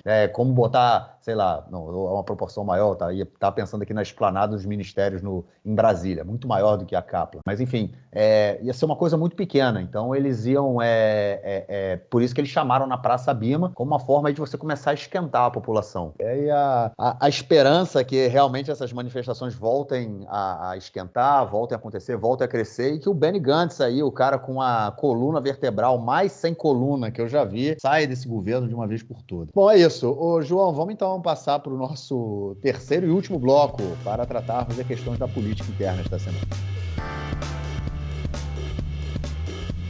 Bom, gente, como já é de costume, terceiro e último bloco, vamos aí falar o nome de nossos ouvintes que estão colaborando com o nosso podcast. Para quem pode e não faz ainda, então vão aí os links. Para quem mora no Brasil, é só entrar no apoia.se/do lado esquerdo do muro, e quem mora no exterior patreon.com/do lado esquerdo do muro. Lá vocês encontram os planos que vocês podem colaborar aí com o nosso trabalho, com o nosso podcast, para que a gente possa continuar trazendo para vocês informações de altíssima qualidade toda semana. Bom, vamos lá então ao nome dos nossos ouvintes. Alex Gupermacher, Alexandre Himmelstein, Angela Goldstein, Arthur Benchimol, Bernardo Mascarenhas, Carlos Besso, Carlos Grum, Daniel Schor, Daniel Spector, Daniele Salgado de Oliveira, Dani Abensur, Débora Blanc, Débora Rosenfeld, Eliane Pichol, Fabiana Vanderlan, Fábio Gleiser, Felipe Archimovich, Giovanna Orso, Glenda Rubenstein, Guilherme Macanci, Guto Pereira Nunes, Helena Latermacher, Ilana Stein, José Orenstein, Leonardo Stuhl, Luiz Lederman, Maria Fisson, Nicole Magenzo, Noah Vago, Rafael Fleischmann, Rafael Sterne, Roberto Dias Pereira, Roberto Tonani, Sérgio Goldbaum, Thaís Scheinberg, Alexandre Grinstein, Alan Tabakoff, Amir Arones, Cláudio Dailac, Débora Segal, Eliane Cooperman, Júlia Tucci, Júlia Rios, Léo Bueno, Liz Unikovski, Luana Lima, Luciana Maslum, Marcelo Schilvarker, Marcos Paulo Januário de Souza, Maurício Lange, Mayra Weinstock, Michel Zales, Mila Chazeliov, Museu Judaico de São Paulo, Padu de Almeida, Raquel Penariol, Roberto Mai, Rosa Heinsheim, Richard Sirrell, Silvia May e Ael Heinstein. É isso aí, gente. Obrigadão pelo nosso apoio, e os ouvintes que quiserem, né, nos apoiar, também o link se encontra na descrição do episódio. Bom, João, voltamos aí à questão do orçamento, hein? Aprovou aquele orçamento bizarro que a gente discutiu na semana passada, onde a coalizão, os assentamentos e a ocupação ganham muito dinheiro, e a saúde perde muito dinheiro também, dentre outros, né? A educação também perde dinheiro e outras coisas.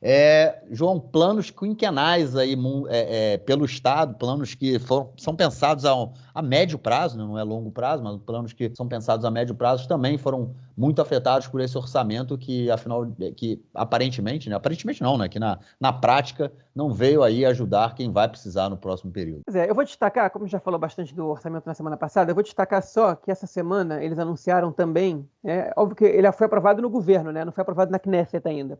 A Tornit, o plano, na verdade, o programa Homes, que era um programa para diminuir as desigualdades entre a sociedade judaica e a sociedade árabe, ele foi cortado em 15%. Era um plano de muito muito êxito, enfim, com resultados excelentes, estava funcionando muito bem, estava ajudando em diversos marcadores, né, estatisticamente, sobre a sociedade árabe, inclusive em alguns pontos diminuindo a violência, e o governo decidiu cortar 15% dele. Enfim, o caso vai ser levado dentro da Knesset e na comissão de bem-estar social, né, de economia e bem-estar social, esse plano vai ser discutido. Uma fonte disse ao jornalista do Canal 11, Shaul Amsterdansky, que eles têm a esperança de que quando esse assunto chegue na Knesset, pelo fato da Knesset, do parlamento, ter representação árabe e o governo não, eles consigam levar essa questão para o debate público e vetar esse corte no orçamento. Porque tem muitos outros orçamentos que não se mexeram nele, né, para que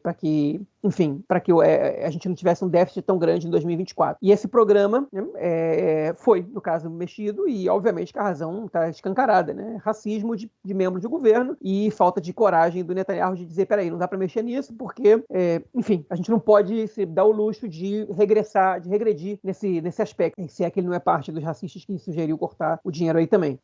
Existe uma pequena esperança de não haver cortes aí, mas, enfim, o governo já mostrou um pouco ou bastante, qual é o interesse dele, né? E o Ministério da Educação, que a gente disse em corte, disse o tamanho do corte na semana passada, menor do que deve ser, deve receber um corte de 500 milhões de shekel.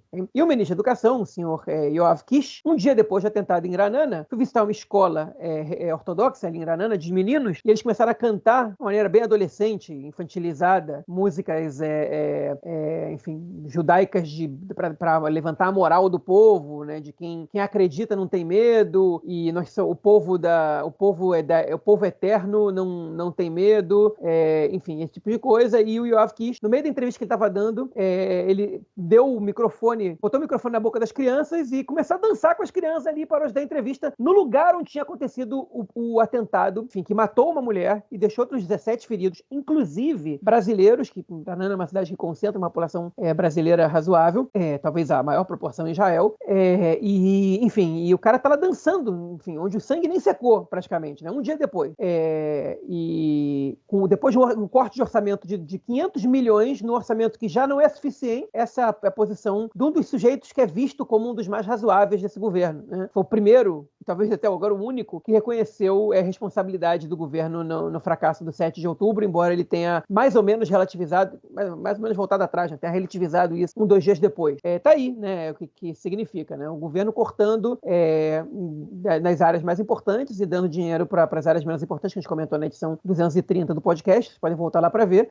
Enfim, e é óbvio, não precisa nem dizer, que a educação ultra-ortodoxa não é quem vai sofrer esse corte, né? Quem vai sofrer esse corte é o resto do país, o que serve ao exército, enfim, que paga os impostos, e esses são os que vão ver a educação dos seus filhos ser prejudicada de maneira radical a partir de 2024, porque o governo não corta o orçamento de ministérios inúteis. A gente está falando de educação, vou falar uma experiência que eu tive essa semana. Eu trabalho como guia no Museu do Holocausto, então eu recebo eu passo o dia inteiro com escolas de Israel, né? E eu trabalho com eles, trabalho com eles dentro do museu, a gente, enfim, toda a história do Holocausto, e faz também workshops fora em sala de aula, passeio pelo campus do Yad Vashem, contando a história e vendo, enfim, arte e tudo relacionado ao Holocausto, né? E é impressionante. Eu trabalho com, enfim, eu faço guia em português, inglês e hebraico. E aí, obviamente que inglês e português são turistas, né, que vêm a Israel. Nesse momento eu não estou fazendo nenhum guia, não estou trabalhando no museu com esse pessoal, porque não há turismo, né? O turismo aqui está muito pequeno. E estou trabalhando muito com crianças, né, de escolas aqui. Cara, e é impressionante a diferença educacional e social, obviamente, né?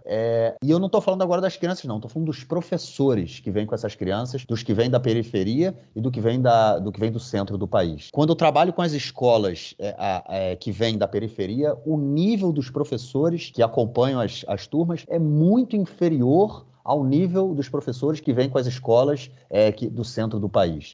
Assim, algo assustador. São pessoas... Eu trabalhei com professores essa semana, assim, extremamente mal educados, pessoas com baixa formação acadêmica, inclusive. Ontem, eu estava trabalhando com uma professora de história, ela estava acompanhando a turma com que eu estava guiando, e a quantidade de informações que ela não sabia, com informações básicas sobre o Holocausto inclusive passou informações erradas para as crianças, e eu tive que corrigir ali de uma forma muito, tanto quanto constrangedora, né? E ela, inclusive, veio discutir comigo dentro do museu, veio falar, não, que eu estava errado, a única coisa que eu tive que fazer foi apontar para ela uma exposição no museu mostrando que a informação que ela tinha passado anteriormente não estava correta. Então é uma coisa assim, realmente de assustar, né? A gente vê o que está acontecendo com a educação em Israel. Lembrando que há um déficit de professores muito grande, até porque ninguém quer trabalhar no sistema educacional, porque, enfim, é um tanto quanto complicado, não só pela questão salarial, né, que melhorou um pouco no último ano, mas é nada de substancial, mas também por conta das condições de uma forma geral, da relação professor-aluno, da relação pais e professores, que também é um tanto quanto complicada, e a periferia realmente é assustador ver o que está acontecendo na periferia. Bom, vamos então à nossa próxima notícia do bloco. Continuamos aí na questão política, já que teve reunião do gabinete essa semana, toda semana, quase todo dia tem reunião do gabinete, né, João? Do gabinete de governo, e o Gallant dessa vez foi quem saiu porque ficou irritado, mas acabou voltando. Semana passada foi o Ben-Gvir, né, cara? Saiu porque não deixaram o assessor dele entrar e ele saiu da reunião, depois ele teve que voltar porque viu que a reunião continuaria sem ele. Dessa vez foi o Gallant, né, cara? Na verdade não foi semana passada o Ben-Gvir, já faz umas 2 ou 3 semanas, mas o Gallant, ele ficou irritado porque foi o gabinete de guerra, no caso. Não deixaram ele entrar com o assessor dele. E, enfim, olha, uma reunião tão pequena, ele levou um assessor, o Netanyahu não deixar que entre o assessor dele, é basicamente dizer que o assessor dele é quem está vazando as informações do ministério, né? E ele se sentiu desonrado por isso, né? Só que, no final das contas, ele olhou e falou, pô, aqui fora da reunião, o que eu vou fazer, né? É pouca gente lá, meu voto é muito importante, só 2 que votam, e entrou. Ele está por aqui com o Netanyahu já. Ele ainda não deixou o governo e o ministério por causa da guerra e porque ele realmente não confia em quem vai estar. Eu acho que o Gallant não vai ficar na política mais muito tempo, mas, enfim, o fato é que a situação é muito ruim entre ele e o Netanyahu, entre o Gantz e o Netanyahu também. O Gallant, eu discordo dele em 1 milhão de coisas, mas o cara está tentando fazer um trabalho por Israel, a maneira dele, de maneira bem condenável em muitos aspectos, em outros aspectos, críticas pontuais eu tenho a ele, mas o cara, enfim, ele é uma espécie de estadista aí, né? Ele tem a maneira dele de resolver o problema e está tentando colocar ela em prática. Ele foi covarde em vários momentos, eu teci críticas a ele aqui, e quem escuta a gente sabe disso, mas o cara está tentando, né, fazer alguma coisa. E ser boicotado pelo primeiro-ministro o tempo inteiro é muito difícil, cara. E, enfim, e ele é boicotado pelo primeiro-ministro, enquanto o Ben-Gvir, né, eu também vou pedir licença para pular para a próxima notícia, ele é defendido pelo Netanyahu, emplacou com autorização do governo o parça dele como chefe interino do sistema carcerário no lugar da Katy Perry, que a gente comentou também nas edições passadas, e se recusou a nomear o diretor-geral do Ministério da Segurança Interna, porque simplesmente disse, eu não quero. Só que o Ministério precisa ter um diretor-geral, e o cara precisa ser gabaritado, e a Justiça já determinou que ele tem que fazer isso, e ele desafiou a Justiça. Como a gente comentou há 2 semanas, e eu volto a falar agora, o Ben-Gvir, ele está procurando as guerras, os confrontos dele para o dia das eleições. Se alguém está fazendo campanha de maneira radical e sem vergonha, é o Ben-Gvir. O tempo inteiro. Todas as respostas que ele dá para qualquer pergunta que ele faz são pensadas na campanha dele, são sempre o whataboutism para cá e para lá. E nesse caso, ele está comprando outra briga com a Justiça porque ele escolheu que ele vai, nesse momento, ser o principal rival da Justiça. Ele vai tomar esse cargo justamente do ministro da Justiça, né? Do Yariv Levin, que é para ele. Aliás, vou fazer um parênteses aqui, o Yossi Werther, que é o meu colunista preferido aqui do jornal Haaretz, ele escreveu sobre a cactocracia do governo, né? Uma coisa muito interessante, que ele falou, olha, o governo atual de Israel tem um ministro da Educação que está dançando em cima de um atentado quando ele acabou de perder 500 milhões de orçamento na educação. Você tem um ministro da Segurança Pública responsável pela polícia que já foi condenado 3 vezes e é, no momento, investigado pelas forças de segurança por incitação à violência. Você tem o ministro da Justiça que trabalha contra o judiciário, o ministro das Telecomunicações que quer prejudicar os meios de comunicação e você tem o ministro Amsalen, no caso, que é o ministro de Questões Estratégicas, que não faz parte do gabinete, que o Netanyahu dá para ele a permissão de entrar no gabinete de segurança para ele ofender os membros das Forças Armadas. Então, é um governo que atua contra ele mesmo, né? E a gente está vendo aí isso claramente, né, na nossa frente. E o Netanyahu permite que isso tudo aconteça, mas boicota o Gallant, que é quem tem, nesse momento, o controle do ministério mais importante de Israel, disparado, né? E ele faz isso com o Gallant. Então, enfim, o Gantz só permanece nesse governo agora porque ele se meteu num num buraco sem fundo aí, que ele não consegue sair, nesse beco sem saída, porque o momento de sair do governo, ideal para ele, seria quando terminasse a guerra. E se o Netanyahu for levar essa guerra adiante por mais muito tempo, como é que ele vai sair? Quem vai ser o cara que vai trabalhar pela queda do governo durante uma guerra, durante uma ameaça, como é que acontece, né? Ele agora vai esperar o timing, enquanto esse timing não chega, ele é parte do problema, igual o Netanyahu. Ele vai começar a ser desconsiderado. Ele já começou a cair um pouco nas pesquisas, ainda está com muita vantagem, ainda é o primeiro lugar, mas, enfim, ele não sai. E enquanto ele não sair, os protestos não vão ser tão intensos, que você precisa terminar com esse governo de união, você precisa que alguém deixe de respaldar o Netanyahu aí. E ele não sai. E cada vez é mais difícil para ele sair. O timing hoje já não é bom, e amanhã vai ser pior. E é muito difícil acreditar que o timing para o Gantz em algum momento vai melhorar para ele sair do governo. E aí o Netanyahu conseguindo mais uma vez, e eu vou pedir permissão de licença poética para poder usar um verbo reflexivo nesse sentido, o Netanyahu está fazendo, mais uma vez, suicidar membros do seu governo. Ele está fazendo isso de novo, e o Gantz é reincidente ainda. Ele está passando pelo seu segundo suicídio transitivo, né, no caso. O Netanyahu suicidando o Gantz. Não sei se eu estou usando as expressões, os termos corretos da gramática, porque eu não estudo gramática portuguesa há muitos anos, mas eu acho que vocês me entenderam, né? Quem suicida só se suicida, ninguém suicida o outro. Mas no caso de Israel, o Netanyahu suicida seus ministros, e o Gantz é reincidente nesse crime de permitir ser suicidado. Enfim, espero que tenha sido claro. O Gantz é o Bucha, né? O Bucha da vez, mais uma vez, né? Acho que E eu acho que todo esse relato, né? A questão do Ben-Gvir, do Kirsch, do Gantz, do Yariv Levin, todos eles, né? Todos eles. Cara, mostra esse caos aí que eu comentei anteriormente, né? Tanto no setor militar quanto no setor político. Não há Estado, não há governo, não há direção. Tá um caos total. Ninguém se entende, ninguém conversa, um ataca o outro o tempo inteiro, assim. É impressionante. Eu acho que você fez um comentário aí que o Gantz está tentando ser estadista, né? O Gantz, não, o Gallant, tá tentando ser estadista. Eu acho que é isso. Não há estadistas em Israel hoje em dia. Não há políticos que o interesse deles, obviamente, eles têm o posicionamento político dele, óbvio, faz parte da democracia, concordemos ou não, o cara vai ser de direita, o cara vai ser de centro, de esquerda, enfim, o cara vai ter lá o posicionamento político dele, mas você tem que colocar os interesses do país acima de tudo. Os interesses não do país, da população local, da segurança da população, da vida da população. E nenhum deles está pensando nisso. Eles estão pensando somente na base política que os sustenta. Como se o país fosse somente a base política que os sustenta. E aí você vê o Deri. O que o Deri faz nesse gabinete de guerra? O cara que foi impedido pelo Supremo Tribunal de Justiça de assumir como ministro, porque ele era reincidente em caso de corrupção, e ele fez esse acordo. O que ele está fazendo no governo, no gabinete de guerra? E aí o primeiro-ministro impede o ministro da Segurança de entrar com seu assessor no gabinete. Meu amigo, você está fazendo política com o cara do seu partido, é do mesmo partido dele. No momento da guerra, o ministro da Segurança. Cara, é surreal. É simplesmente surreal o que está acontecendo em Israel. Eu queria ter a possibilidade de acompanhar um momento de guerra em um outro país, para saber se é assim também. Se quando hoje na Ucrânia, se é assim que o governo ucraniano funciona.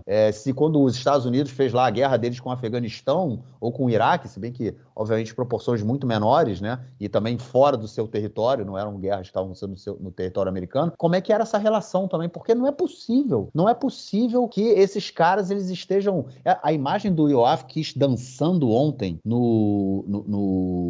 onde aconteceu o atentado é algo de surreal. E outra coisa em relação aí a atentados e memória, né, que é uma coisa que é muito tratada aqui em Israel, a questão da memória, as famílias das pessoas que morreram no 7 de outubro, eu vi parte delas assim extremamente estarrecidas com o que foi feito pelo Ministério dos Transportes, né? Na verdade, não é o Ministério dos Transportes, na verdade é uma fundação que é ligada ao Ministério dos Transportes, que é chamado Nativei Israel, que é como se fossem Nativ é a faixa de trânsito, né? Então, as vias de Israel, né? É uma fundação que ela é ligada ao Ministério dos Transportes, é responsável pelas estradas públicas do país. O que os caras fizeram? Eles entraram nas estradas, né, e onde aconteceu o atentado, na região do atentado, tem uns locais que são chamados migunit. Migunit vem da palavra migun, que é defesa, proteção, né? Defesa, proteção. Então você tem, são blocos de concreto que, caso você esteja andando na estrada e você ouviu a sirene, você para o carro, entra nesse bloco de concreto para se proteger. É como se fosse um bunker móvel. Várias pessoas morreram nesses bunkers no dia 7 de outubro. Eles viram, enfim, o atentado estava acontecendo, né? Os terroristas do Hamas correndo e jogando granadas e bombas e tiro em todo mundo, e as pessoas correram para esses bunkers. Muitos deles morreram, inclusive, dentro do bunker, né? Porque os terroristas olhavam, viam que tinha gente, jogavam uma granada ali, a granada explodia e vai todo mundo morto, né?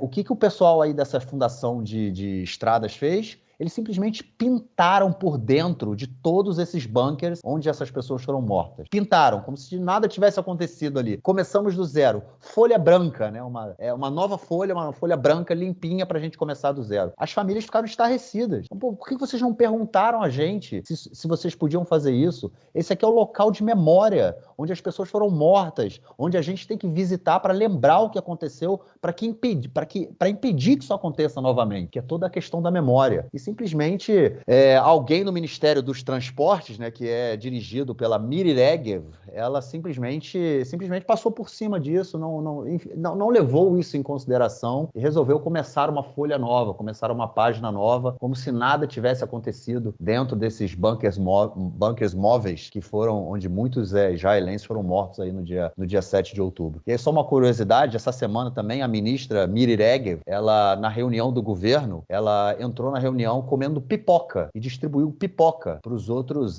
membros ali que estavam na reunião. Obviamente foi muito criticada por isso e disse que era mentira, que ela não estava comendo pipoca na reunião do governo. Mostra aí o nível da rapaziada. É isso, João. Acho que ficamos por aqui, cara. Algo mais a declarar ou vamos parar, cara? Tem só uma coisinha. A partir dessa semana, na verdade já está, né? O nosso podcast já está presente na plataforma Orelo, ok? Para quem gosta de assistir ou de escutar pelo Orelo, se não me engano, o Orelo tem que baixar o aplicativo para escutar, mas quem gosta do Orelo pode escutar a gente por lá. E quem escuta a gente pelo Orelo, sem gastar um centavo, dá uma forcinha pra gente, porque o Orelo paga por cada exibição, por cada vez que alguém clica no podcast e escuta, 3 centavos de real. Né? Então, enfim, se vocês quiserem ajudar a gente a tomar um cafezinho de vez em quando, aí vale a pena escutar pelo Orelo, mas se não for cômodo para vocês e vocês preferirem continuar escutando por outras plataformas, como o Spotify, o Apple Podcast, o Amazon Music, o Google Podcast, ou o que seja, vocês, enfim, façam o que for melhor para vocês. E aí só estou aqui avisando que o Orelo é uma das opções a serem avaliadas pelos nossos ouvintes. É isso. Ficamos por aqui então, João. Forte abraço e nos falamos na semana que vem para gravar o nosso próximo episódio. Abraço, até mais. Valeu, tchau, tchau.